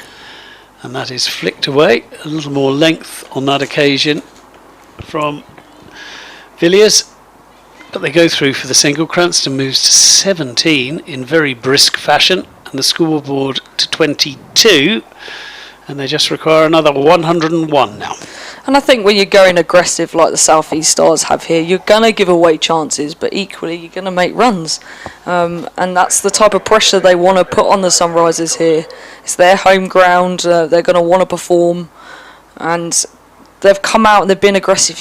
I know it's another cliche by me, but you do make your own luck, and they have done so there. They have. It'll be interesting, though, to see. It will be tough, I think, for the Sunrisers to take. They saw every missed shot caught, every sharp single run out, and already we've seen a top edge sweep just clearing wicket keeper and slip. Yeah, and unfortunately, that's sometimes what happens in sport. It can be a frustrating game at times. Well, it's Gaia Goal who is on to bowl. And that is played out just for a single. I think they may have raced back for 2. They did race back for 2. There was I thinking they were resting on their laurels, and they saw a second and took it. Yeah, they haven't got a fine leg in, so that's going to be an option for Cranstone to score runs down there. If goal goes a little bit too straight, she could just guide that down there for a couple of runs, if not a 4. Goal right arm medium, and that's short, and it's around leg stump, and if you bowl short and around leg stump, that tends to be what happens, and that's 4 runs. Absolutely, and she's picked that area that I just said could be potentially problematic. So yeah, she's obviously gone way too straight there. And Cranstone, great shot, good power in that shot. She's making sure these hit the fence, isn't she? She really is. That was no mucking around. There's an interesting field change here. It looks like a leg slip. Yes, certainly a very short, fine leg, but yeah, but it's that between position, isn't it? Well, I have to have the person in the. Oh, and that is a full toss, and has been dispatched for 4, and that I'm afraid was gimme bowling, really.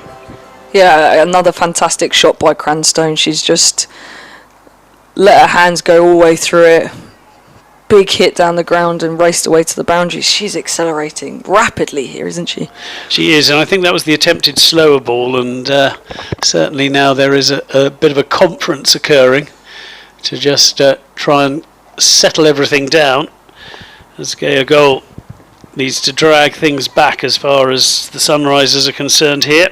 But as we saw with the South East Stars, even if you give away a boundary, if you pick up a wicket, it can then throw the favour back with you. But she's going to have to change something here. I know that there is a field change, so she's going to have to bowl to that field and hopefully create a chance. And after a little bit of a delay, as fields are reset, Goal in again, and that's a better length. Again, it's driven pretty well, but it will only be a single. Yeah, and that length was much better there by Goal. Really well bowled. I think sometimes as a bowler, if you've gone for some runs, you can start to doubt yourself and panic a little bit, but she's bowled a really good follow-up delivery there. Oh, in again. Oh, and that is so close. That very nearly was chipped to short third man. Yeah, I think it didn't quite carry. I'm not sure if it was dropped or it didn't quite carry, but that was very unlucky there because wide delivery, she's thrown her hands at it and she hasn't timed it at all, and that could have very easily been a wicket for Goal. So good fight back by Goal after those 2 boundaries, and again a slower, clever delivery, Yorkerish length, and it's eventually pushed out. They go through for a single. There will be 11 runs from that over. The score goes to 32 without loss after 3. Yeah, and Goal finished that over very well, didn't she? Almost a wicket, 3 dots, and if the next bowler can then come up and follow that up with some more dots, then you start to build pressure. But what a great start this is for the South East Stars. As you can see, their run rates as well, their strike rates are very, very high. Cranstone, 27 off 14. Blistering start. It's meant Smith hasn't had to do much. No, and I think that's the highest score so far in the match, that 27. And just thinking back, the Sunrisers at the end of the power play were 35, I think, for yes, 1. Indeed. And that again is a little bit on the short side and has been pulled away. Yeah, so Scrivens has come on this end and replaced Villiers.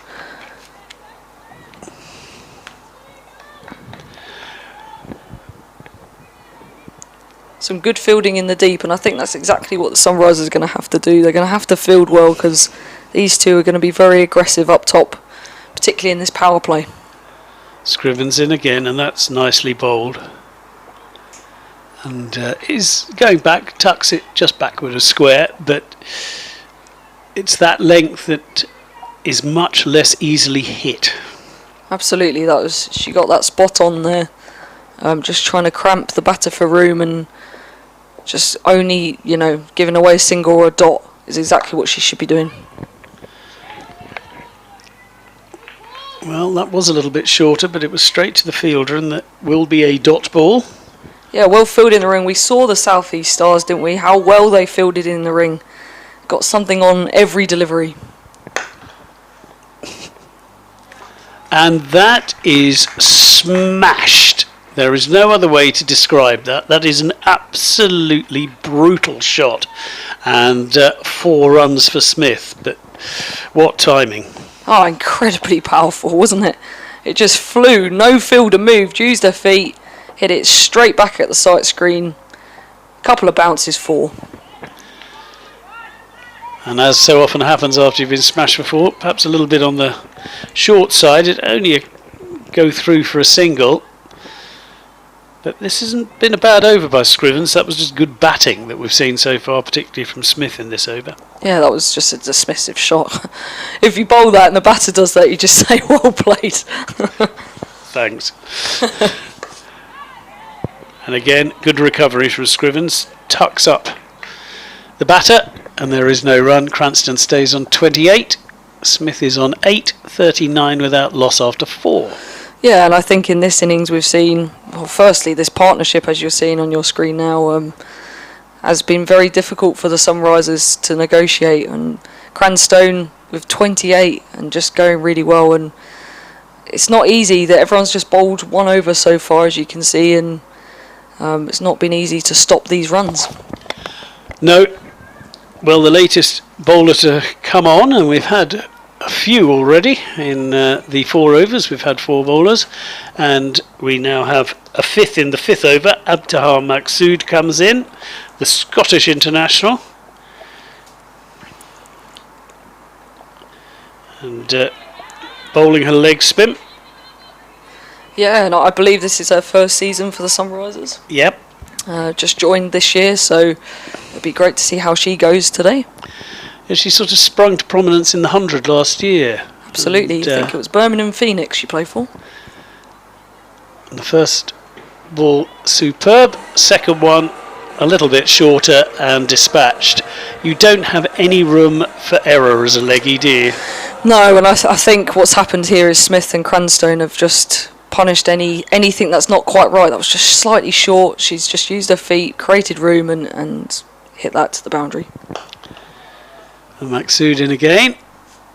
Has to be fetched a little from outside off, but they go through for a single. But even that fetch is hit with some sort of power, Smith's looking to score all the time, and this has been a great power play so far by the South East Stars. Well, we were saying it did look a little bit short, the Sunrisers total. Nicely bowled on this occasion, but beautifully batted. Just stroked backward a point and backward a square, and they go through for a single. Yeah, an easy single that. Just there was a saying, I think, hit a boundary, take a single. Yeah. So yeah, that's exactly what she's done. Rotated the strike. Maqsood giving that some air. Beautifully bowled, and it's stroked out into the covers by Smith, who, along with Cranston, they're both seeing the ball as big as footballs at the moment. Played it very nicely, but good delivery.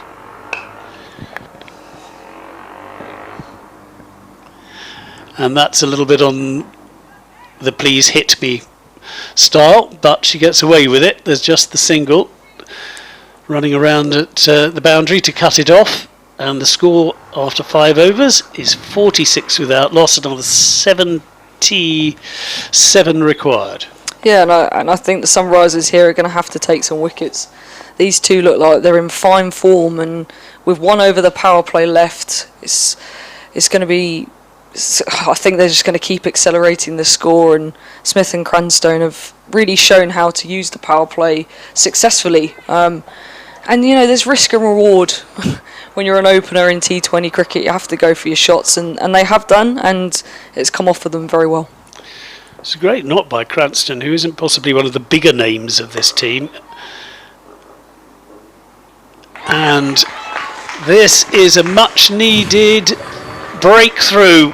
Just what the team needed. They have removed Bryony Smith, who has swung out and been caught comfortably in the end on the cover at deep mid-wicket, but it's one of those you hate because you can see it coming for ages and you just have to keep your concentration. Absolutely. Rogers has held her cool out there on the boundary, but well bowled by Villiers. She set a trap. She said, go for one more, and she has, and she's holed out in the deep to Rogers, who's held on to that very well. You're right, they're the worst ones when you got too much time to think about it. But well held. It was well held, and Smith goes for a brisk 14, and the South East Stars lose their first wicket with a score on 46 in the 6th over. Yeah, and that brings a very, very good batter to the crease in Alice Capsey. Oh, yeah, you just got rid of Bryony Smith. Oh, good, Alice Capsey's going. That's not what you want to see, is it? Yeah, Alice Capsey, obviously a bright young talent, starred in the 100s last year, made a real name for herself, and she's a wonderful cricketer. Well, Villiers, the first of the Sunrisers to be given a second over so far in this innings, has taken a wicket with the first ball of that second over. Yeah, and if you're the Sunrisers here, who do you want to bowl at Capsey? You want your best spin bowler in Villiers, so this could be an interesting contest. Villiers versus Capsey. Capsey with that knee bend as she waits for the ball. Mutual respect as she flicks it back to the bowler. Yeah, it's just negotiating it to start with. Second delivery, it's a swing and a miss. It was going down leg, but it was a moral victory for the bowler on that occasion. Capsey going very early for the big sweep shot and missed it, and lucky not to have been further in front. Yeah, Villiers is bowling very well here, putting a little bit of pressure on them, which is exactly what was required. That pressure, though, is relieved with the next ball, which goes through, I think, for 4. It's been given 4, It's been given 4, yeah. The fielder was, even if she did stop the ball, I think she was touching the rope at the time anyway, so that sweep that was practiced with some luck the ball before turns out to be very effective as far as Alice Capsey is concerned. Yeah, powerful shot there for 4.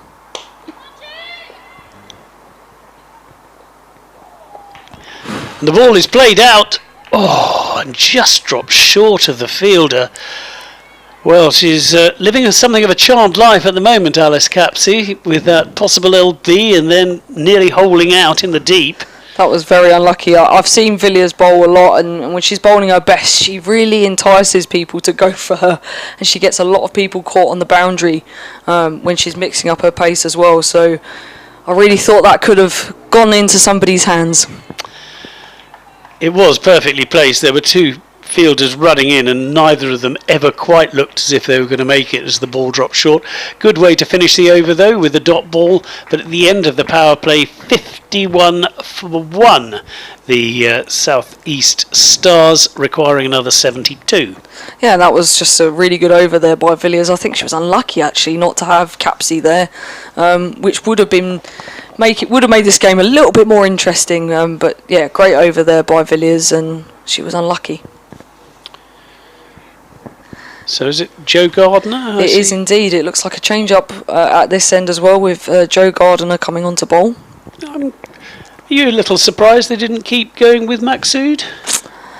I think in T20 cricket, the mix-up of bowlers makes it even more challenging for batters. I mean, it's also difficult as a bowler because you might not quite get your rhythm as well. That was yes, that was more as I was thinking. Yeah. But it is Joe Gardner who will be bowling. And that's just dropped short, but it's pulled away straight to the fielder. Damage is limited. Also think now for the South East Stars, they've got such a good platform to build on here that they don't have to go too crazy. Although I imagine they're going to go with a lot of intent, because I feel like that's the batting side they are. They don't need to take too many risks, more calculated risks than high risk. You're right, because the run rate is less than 5 and over after that excellent power play. Absolutely. But that delivery is treated with great respect by Cranston, rightly so. Yeah, and if somebody bowls a good ball, because you're got such a high strike rate, your team's going well, you can respect those and then look to capitalise elsewhere. Gardner in. Oh. And forces a false stroke. She went very early indeed, Cranston, to try and play that rampishtas shot. Yeah, rampishtas. Rampish was what I was trying to say. Oh, she gets it that time, does she? Yes, she does. There we go. First one was a practice one. Yeah, you're right. I did run several words in together. I think this is a new batting shot. Yeah, the rampishtas. Yes, it's the Ramprakash. Yeah. I'm sure he'd be very proud. What a great shot this was. The first one she didn't quite get hold of, but second one, as you said, went early, but got it over the keeper, and that's just raced away to the boundary. This is turning out to be a very, very fine innings indeed from Cranston. She just keeps the scoreboard ticking over, doesn't she? And to bring out shots like that when you're being probably just kept down a little after your bright start. Yeah, exactly. It shows that she's got that inventiveness to play 360. And that is a nightmare as a bowler, because you think, where do I bowl now? She's just hit my best ball for 4. And as a batter, that just keeps the bowler guessing. Well, they go through for a single, so this will be the first time that Alice Capsey has faced Joe Gardner.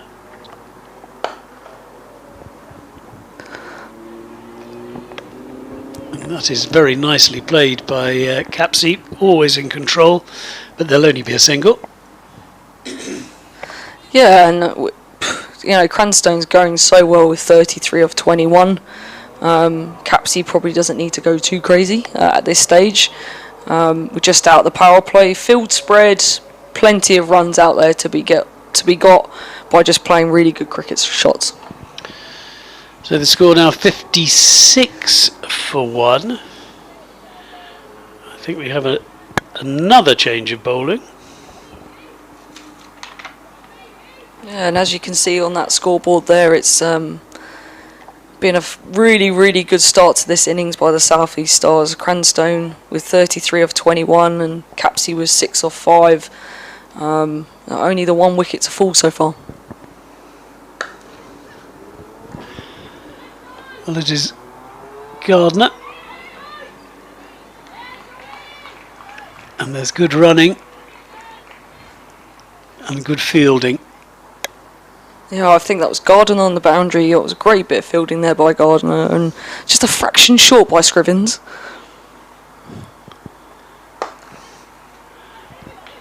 Yeah, she is just, you're right, there is just a fraction short. But really good running here. They got nice calling, didn't take the risk. That's what you need. You need good communication between you as a batting partnership. I would say the scoreboard's ticking over, but it hasn't moved in a little while. I think we have a small technical error. Their scoreboard at home for everyone watching is working quite well compared to ours here. No, I think they've got the same.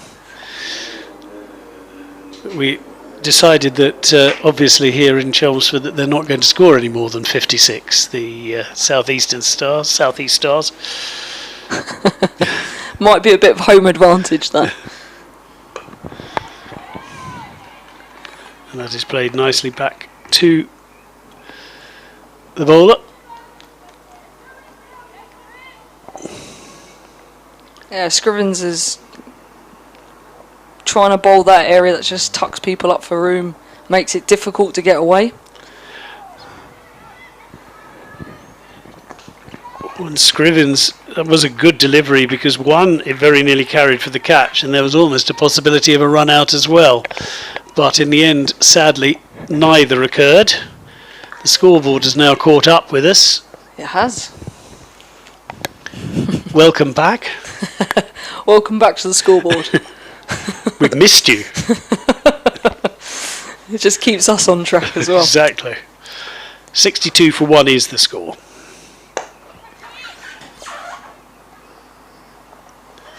That is swung out into the deep. But a bit of a misfield, sadly. And that will be a boundary. And that was a bit of a gimme. Yeah, that was, again, well put away by Capsey. Little bit of air on it. She's just come outside off stump and swung into the deep. And, yeah, just been a misfield that's just gone for 4. Oh, what a piece of fielding that is, though, after the poor fielding on the previous ball. As is so often the way with bowlers, if someone drops a catch off your bowling, you say, well, fine, I'll do it myself. And that's exactly what she did, Scrivens. Brilliant caught and bowled. Yeah, what a fantastic catch this was. Hit powerfully back by Capsey. As Scrivens, as you can see here, comes into bowl, but she's taken a low catch to her left. Oh, a wonderful catch. Big wicket that.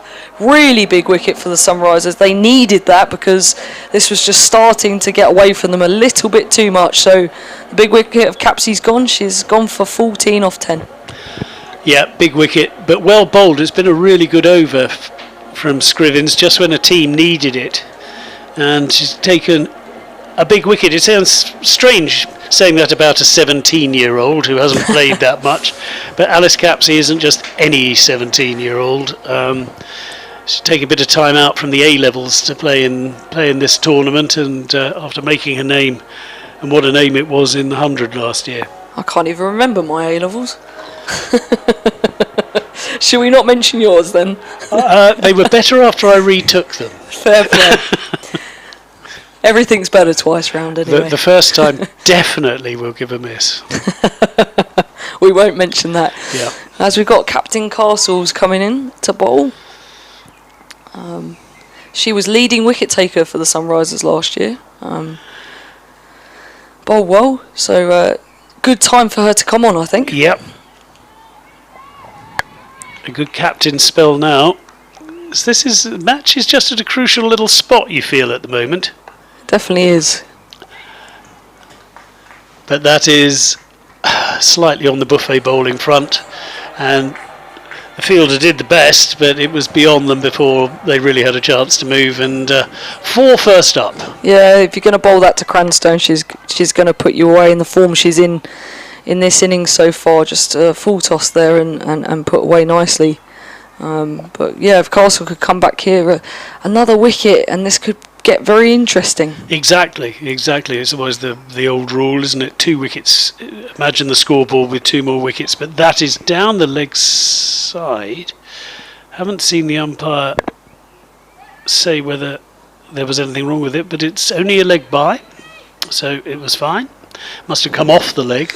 It must have done, yeah. Looked like it just flicked her on the thigh pad there. But yeah, this is, as you said, this is a key part. We're into the 9th over here, so this is going to be a key bowling phase for the Sunrisers and a key batting phase for the South East Stars. Kelly Castle just checking everything's right with the field. Stuttering start to her run, but eventually does get going to the crease. And little reverse dink, beautifully played.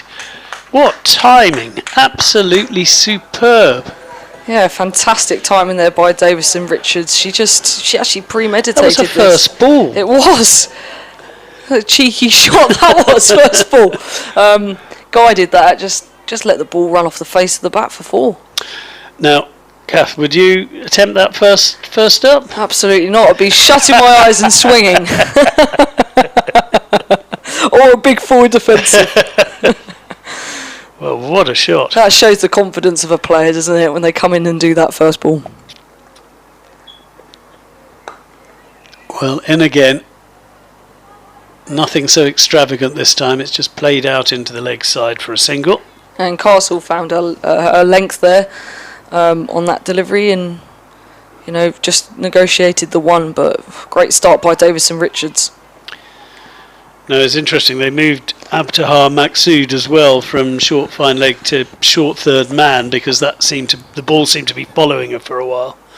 Indeed, it did.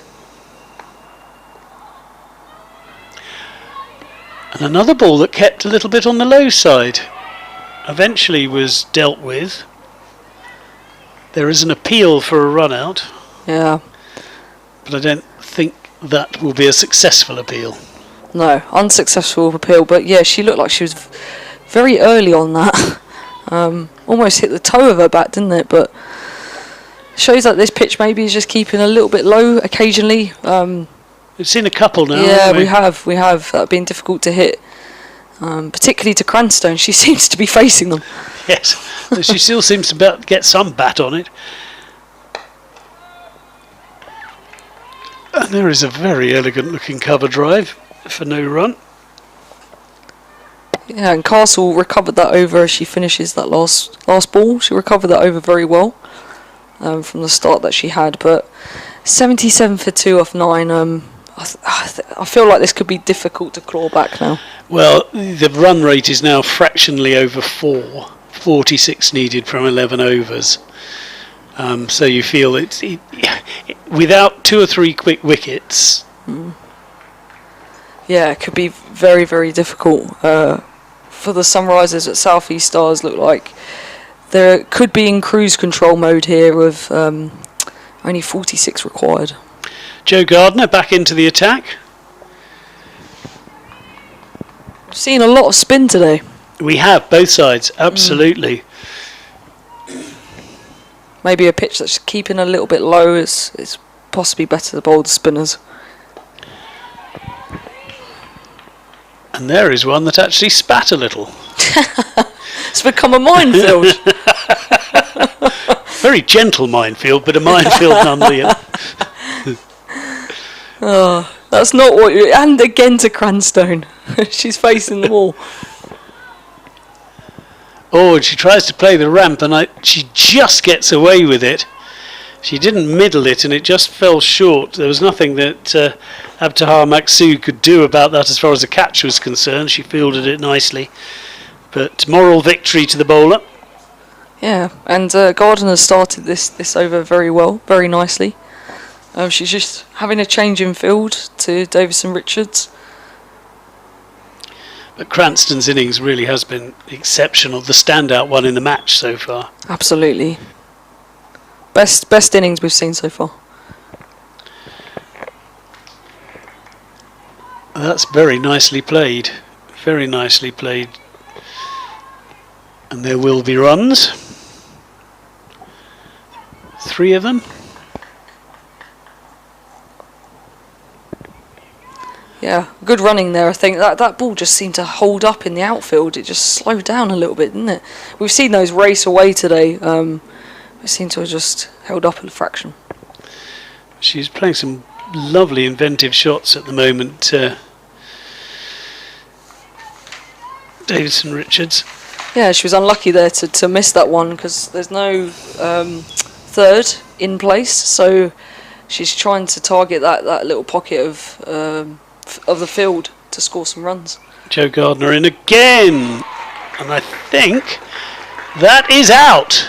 One little ramp shot too many, and Gardner deserved that. That was been a really, really good over, and she'd had the batsman under pressure from the word go in this 10th over, and she's made a breakthrough that the Sunrisers desperately needed. Yeah, well-deserved breakthrough and a good catch by Hughes behind the stumps as well, because sometimes you can lose those when they go a little bit high as a keeper, but absolutely well held and fully deserved by Gardner this.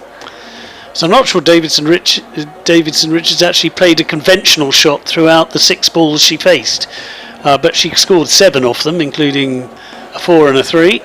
Yeah, and as you can see here, just mistimed it, came off the top of her bat, didn't it?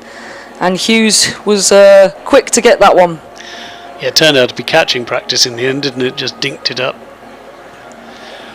So, another wicket. That is the only way you feel the Sunrisers are going to win this match. They need to take wickets and keep taking wickets. Yeah, they do, and as you said, that is the only way they're going to put pressure on this side. I think Cranstone's going to have to be the one to make sure she guides them home here, and just she should be not out at the end with a good score on the board. I think it's Dani Gregory who's come out at number 5.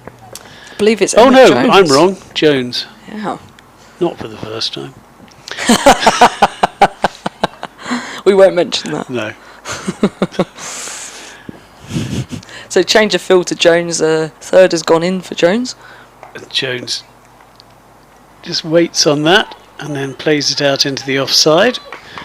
Not the most elegant cover drive you'll ever see in your life, but an end of an excellent over from Gardner, and just what his team needed, a wicket and just the 3 runs, and just pegging the South East Stars back a touch, that over. Yeah, that was a great over, and one that was definitely needed for the Sunrisers, and this has put a little bit more pressure back on the South East Stars. Wickets do put pressure on, new batter in, they've got to come in and work out the pitch, work out the surface, and go again. So, pace off looks like the option here. Well, with that in mind, Abtahar Maqsood is back into the attack, a change of ends as far as she is concerned. Yeah, change of ends, and not a bad bowler to bring on at this stage. And just a little bit flatter through the air than we saw from her first over. None the worse for that. That's an edge and a run out, I think. Yes. I think it is. Jones was sent back there by Cranstone, trying to come back for the second. There wasn't a 2 there, and a diving Jones couldn't make it. So a fall of a few quick wickets here. Well, it's what we said. If you add 2 to the score, 2 wickets to the score, it doesn't look so clever. And 80 for 2 seemed to be cruising. But that was a silly run out. That really was a silly run out. Yeah, not necessary at this stage. They don't need a huge amount of runs. Oh, she was sold up the garden path a little bit. She was massively. That was not Jones's fault at all. Cranstone, I think, might have to be apologising to her for that one. But Jones unlucky, run out for no runs, only facing 1 delivery. So pressure on now. Pressure on the South East Stars. Can they keep it together and cruise to victory, or the Sunrisers might be in with a chance here? The matches I've played where you run out without scoring, you faced 1 ball. It's not fun. Your whole day. You and we have to pay for the experience. And then the teas aren't good. Exactly. Right, you're right. All onion and no cheese in the sandwich. Oh dear. Good memories.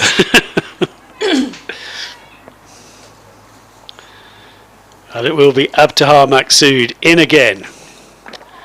And that is played out into the offside. No run, nicely bowled. Yeah, well bowled again. I mean, this has been a really good spell here for the Sunrisers. They've put them under a little bit of pressure. New batters coming to the crease. Cranstone will have to hold her own out here. And again, nice air, played out into the covers, no run, and it's a difficult position. Yeah, she was driving that a little bit on the up, so it could be a potential mistime or a catch at some point. Yeah, it's difficult. Kira Chatley is the new batsman, and to come in after 2 quick wickets, needing to stabilise, someone in a good position up at the other end as they trot through for a single. Yeah, and you've literally 2 quick wickets, you've just put your pads on and suddenly you're in. So that can be a little bit unnerving. So, yeah, she'll have to settle into this inning. She's got plenty of time, though. Plenty of time. Great catch as my papers fly across that was a the good commentary catch. room. It's been a perfect day here, though, at Chelmsford. Oh, hasn't it just? Summer started. Good air, good fielding. Great. Yes, great fielding. Fantastic fielding with her right hand, just diving out there to her right and stopped any singles. Suddenly a spring in the Sunrisers' step, isn't there? Absolutely, they sound a little bit louder in the field as well. And another dot ball. Good over. And Maksud, just the one run from that over and the run out. And suddenly, that victory target of 123 that looked as if it was going to be gambled towards very quickly indeed, while still eminently gettable, is just proving a little elusive at the moment. Absolutely, you can see here by the partnerships, the first one was 46, and then it just gradually dropped off 20, 14 and 1. So this is going to be a rebuild here really for the South East Stars. They only need 41 though, so not many runs to play with for Sunrisers. So they're going to have to bowl well here to make sure that they get this victory. Another change of bowling.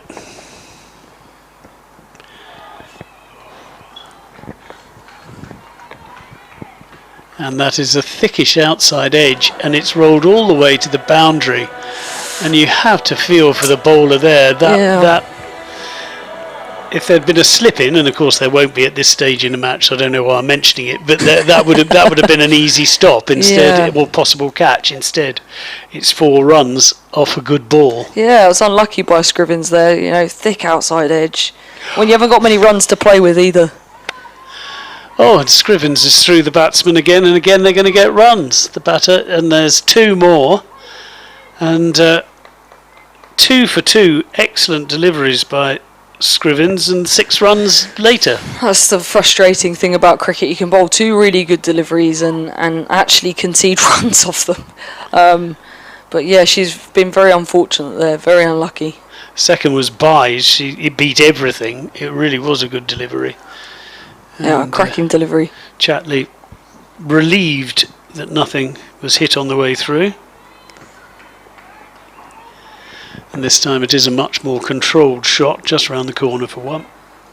Yeah, I think Chatley's just going to have to give the strike to Cranstone, isn't she? Early on in her innings, just as she is going, run a ball. That's all she needs to do. Nothing too crazy. Yeah, Cranston doesn't seem to have had much of the strike recently. It's funny how that happened. She was dominating it early, and for the last 2.5 overs, we've barely mentioned her name. Yeah, that's right. Smith was leaning on her back handle for a while, watching her. Oh, and Scrivens. And Scrivens should take this one, but doesn't. Yeah, it was a mistimed shot there by Cranstone, and possibly, as you said, not facing many balls. She's gone for that. It's gone very, very high. As Scrivens bowls this, she deserves a wicket here as well.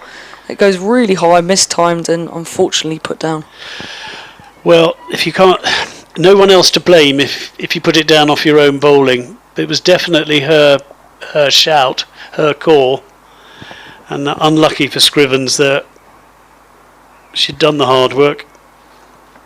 She had. She was unlucky there. Right arm round and just dabbed out into the covers. Cranston survives. A life on 42. Yeah, to be fair, she's played very well. She almost deserves a life, doesn't she, for how well she's played.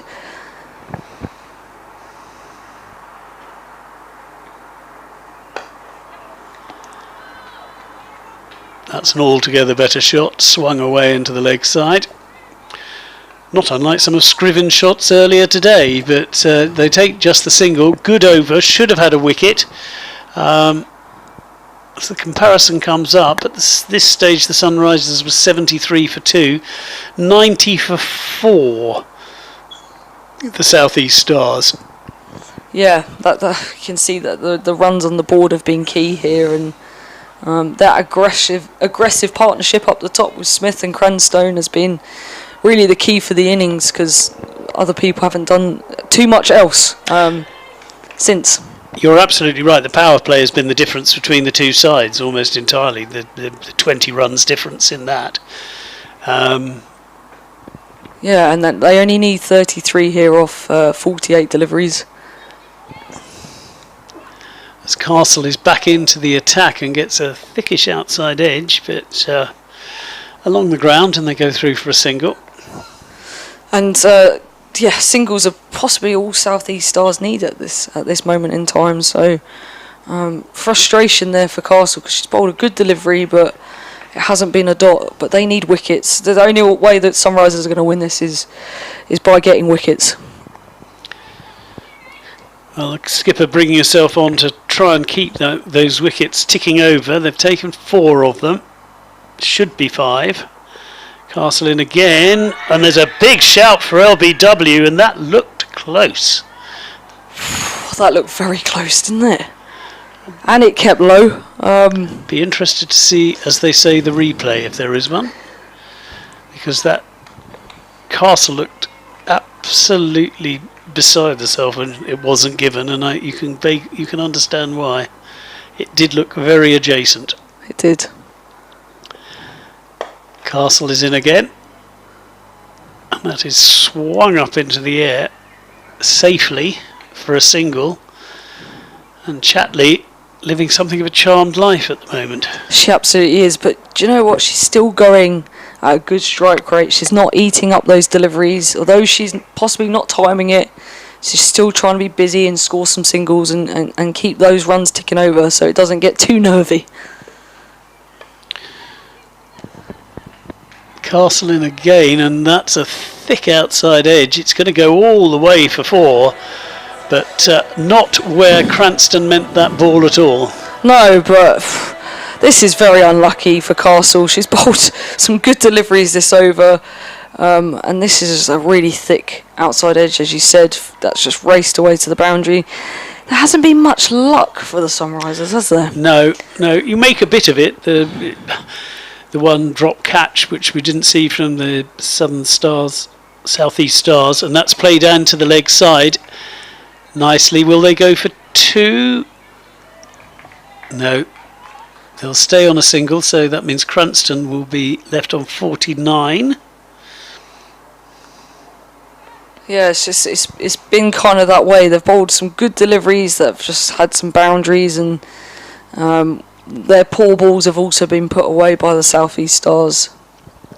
Castle in again. Oh, and it's another good delivery, and it gets another edge, but again it's safe to the short third man. There's no run, but Castle, I don't know what more she could have done to try and get a wicket in that particular over without getting one, but partnership's now worth 16.97 for 4, 26 runs more required. Yeah, Castle there bowled a really good over, although it doesn't show it. Sometimes the stats don't show it, do they? But she's bowled as well as she could have there to try and get a wicket and try and stem the flow of these runs. As you can see, the bowling stats up here, and it's just not fallen their way for the Sunrisers. No, not as yet.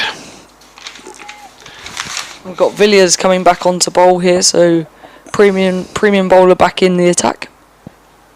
1 for 12 so far. And that's played out into the covers. There is no run.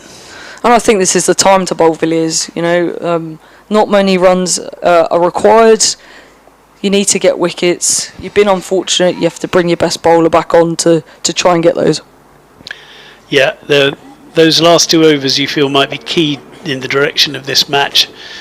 Chances, edges that didn't go to fielders, and Cranston is still there on 49.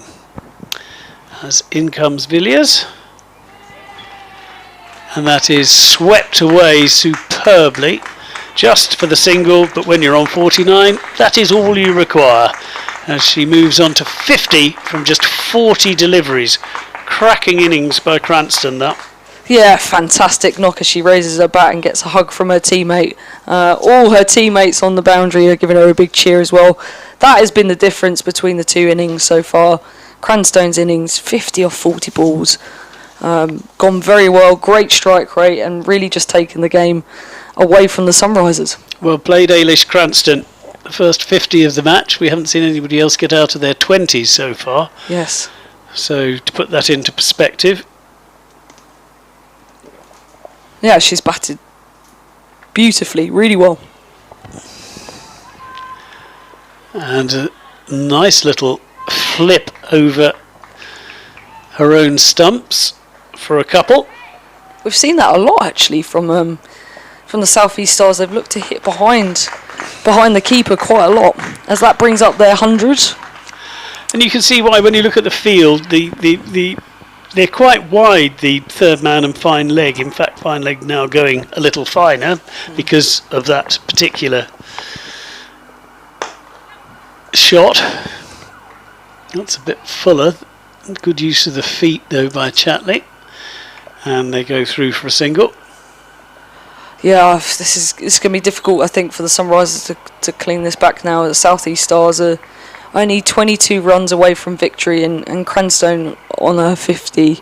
As I said, she's just going to get a knot out at the end and just guide them through to victory by the looks of things. Now they're thinking of 2. But rightly stick at 1. Why rush it?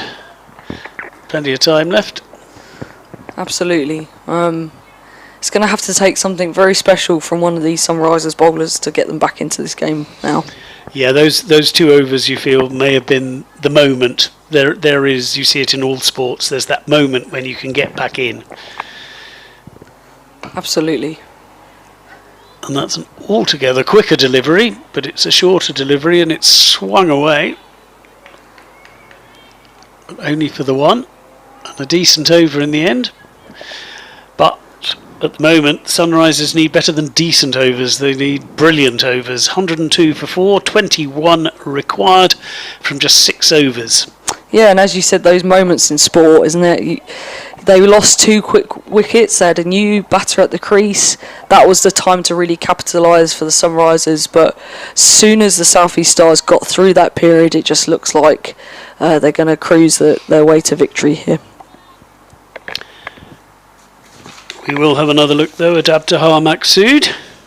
Bowled very nicely in the last over. She's in again. And that's a little bit on the short side, a little bit on the wide side, but she gets away with one. Yeah, that kept a little bit low as well, actually. The batter did well to hit that one. Kept a fraction low. Maqsood in again. Good bit of fielding there at backward point to prevent any runs. Nice start to anybody's over. A couple of dot balls. And once again, we have a little bit of a change in field. It looks like Castle's come into third, just to protect that, because she is bowling outside off stump quite a lot. And she bowls outside off stump again, but with that field change, intelligent play by Chatley, she deliberately steps outside off and swings it onto the leg side. Yeah, she just moved her feet there to create that delivery into the delivery she really wanted to hit, where the gap had been created. That's the kind of cat and mouse of T20 cricket, isn't it?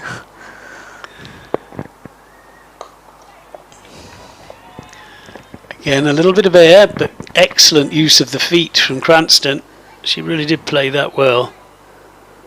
And well backed up there by Rogers, making sure there wasn't any more runs scored. But yeah, she's bowled really well this over. She's kept it nice and tidy. Only gone for 11 so far. Yeah, she is a talent.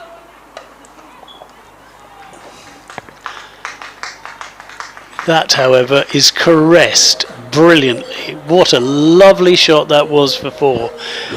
Short-ish boundary there, but even so, the timing on that shot. She didn't try and smash it, she just stroked it through the covers for 4. Yeah, exactly. The timing of this shot is the key. She just had a little bit of width, did she? And she just let her hands flow through it. Effortless timing, great shot. Great comeback though, great comeback, a wicket. Beautiful piece of bowling by Abtahar Maqsood, and after being put through the covers for 4, she gets her revenge. An absolute beauty to bowl Chatley for 16. Yeah, what a great delivery this is. Again, a great comeback delivery by her after being hit, but she just puts it in the right area. A little bit of flight, almost hits the top of off, definitely off stump, top of off stump. A little bit of swipe across the line, and she gets her reward. A little bit of turn as well, really nicely bowled. Not afraid as well to give it a bit of air. You've just been hit for 4. It would be easy just to fire it in at the toes, but no, kept a little bit of air, a little bit of turn, and altogether too good. So 109 for 5, just keeping it interesting with 14 runs required. Yeah, stranger things have happened in cricket, haven't they? You've seen those games where you think the opposition are just cruising, or you're cruising as a side, and you think, oh, we've got this in the bag, it's fine. And then suddenly, a couple of wickets just makes it a little bit more exciting. Yeah, there's nothing worse than that switch in your head that says, oh, I've got it now. Yeah, in anything, it always goes wrong. Yeah. Well, the right batters come in because I believe White's come in. The oldest player in the team at 34, so experienced player, played a lot of cricket. She's probably the person that you want to come in at this stage of the game for the South East Stars, just to control things, calm the nerves. It's getting a little bit frantic out there. Remarkably, she's been playing county cricket for 20 years. She made a debut for Hampshire in 2002 when she was 14, I think. So she also took a time out from the game for 4 years and then came back in, and why not if you can play? Absolutely, as I know, it lures you back in. Many times try to stop, but always get lured back in. Quite right. Cranstone just hitting that ball out to deep square leg, and they just come through for a nice single. Yep, nicely played.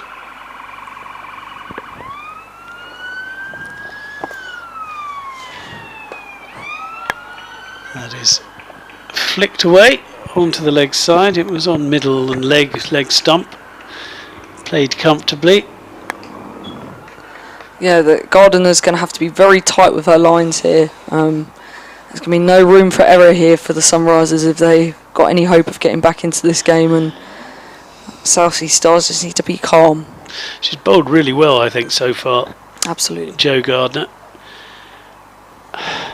And to be honest, in T20, if the team, and all they need is singles, decide, right, let's just hit singles, there are always gaps. It's very hard to stop the singles in this form of the game. Absolutely. And then as a captain, what do? Do you bring the field up and then risk a boundary, or do you protect the singles, or do you give them a one? It's all these things we'll be going through Castle's head at the moment, how to claw this game back. Well, they're kept in the fight, that's for sure, after that first partnership that looked as if it was going to completely run away from the team. That's a great diving stop there. It's a great piece of fielding. It really was. One of those when the bowler isn't quite sure whether to leave it in case it's going to hit the stumps or not. Just in case. Yeah, you don't want those going for runs, do you? No, but that's the no downside. buzzers, please.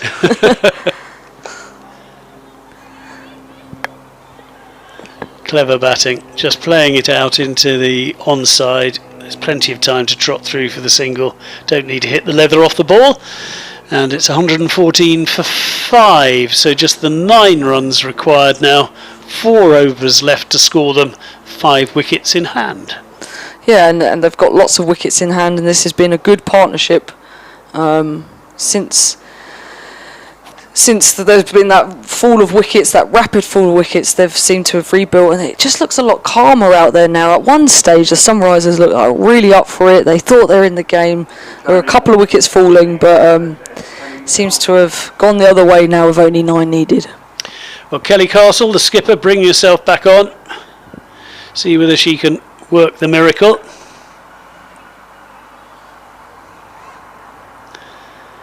And that is mown away into the onside for a single.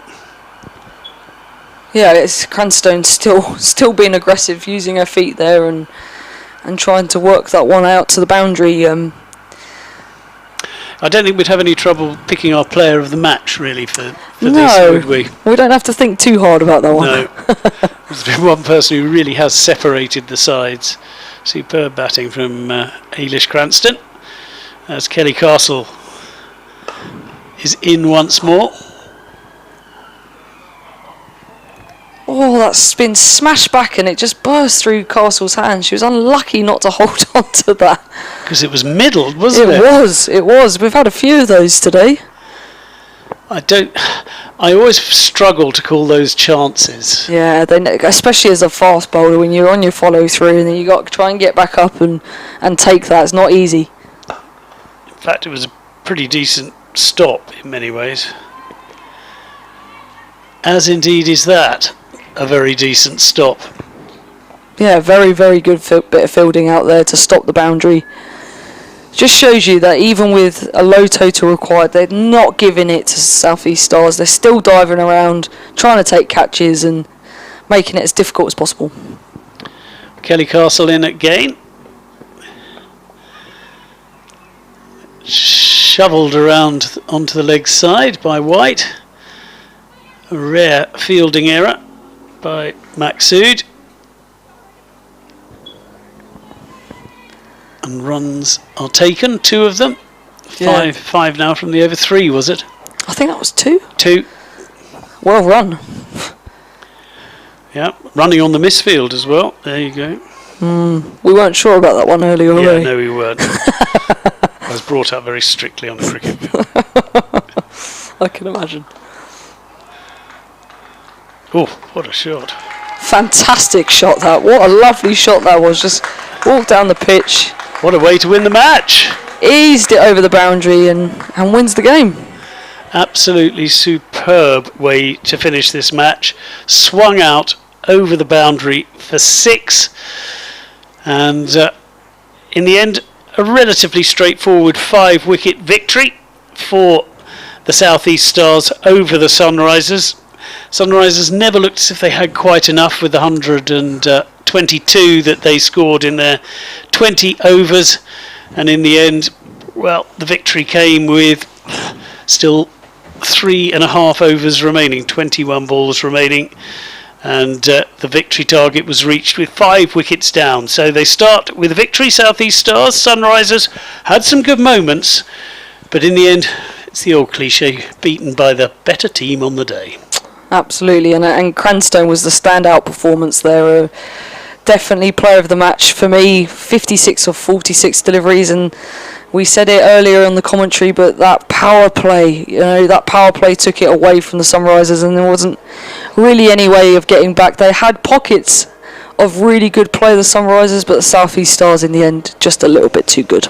Yeah, in the big moments and the big players, in Cranston, no other player got past 20 in the match.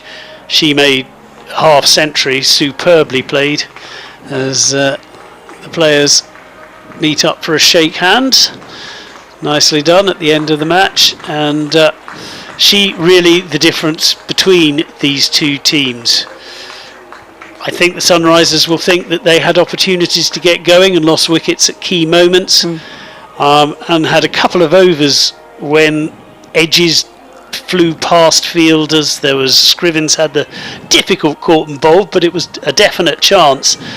2 wickets then may have been different, but in the end couldn't take them, and it was pretty comfortable for the close of this match. It wasn't easy for the Sunrisers, but they did have some chances. It was that period of play in the middle where they took some wickets, but they couldn't quite take any more, and that was the struggle. But yeah, wonderful knock. Great to see Cranstone back like that. It was a pleasure to watch.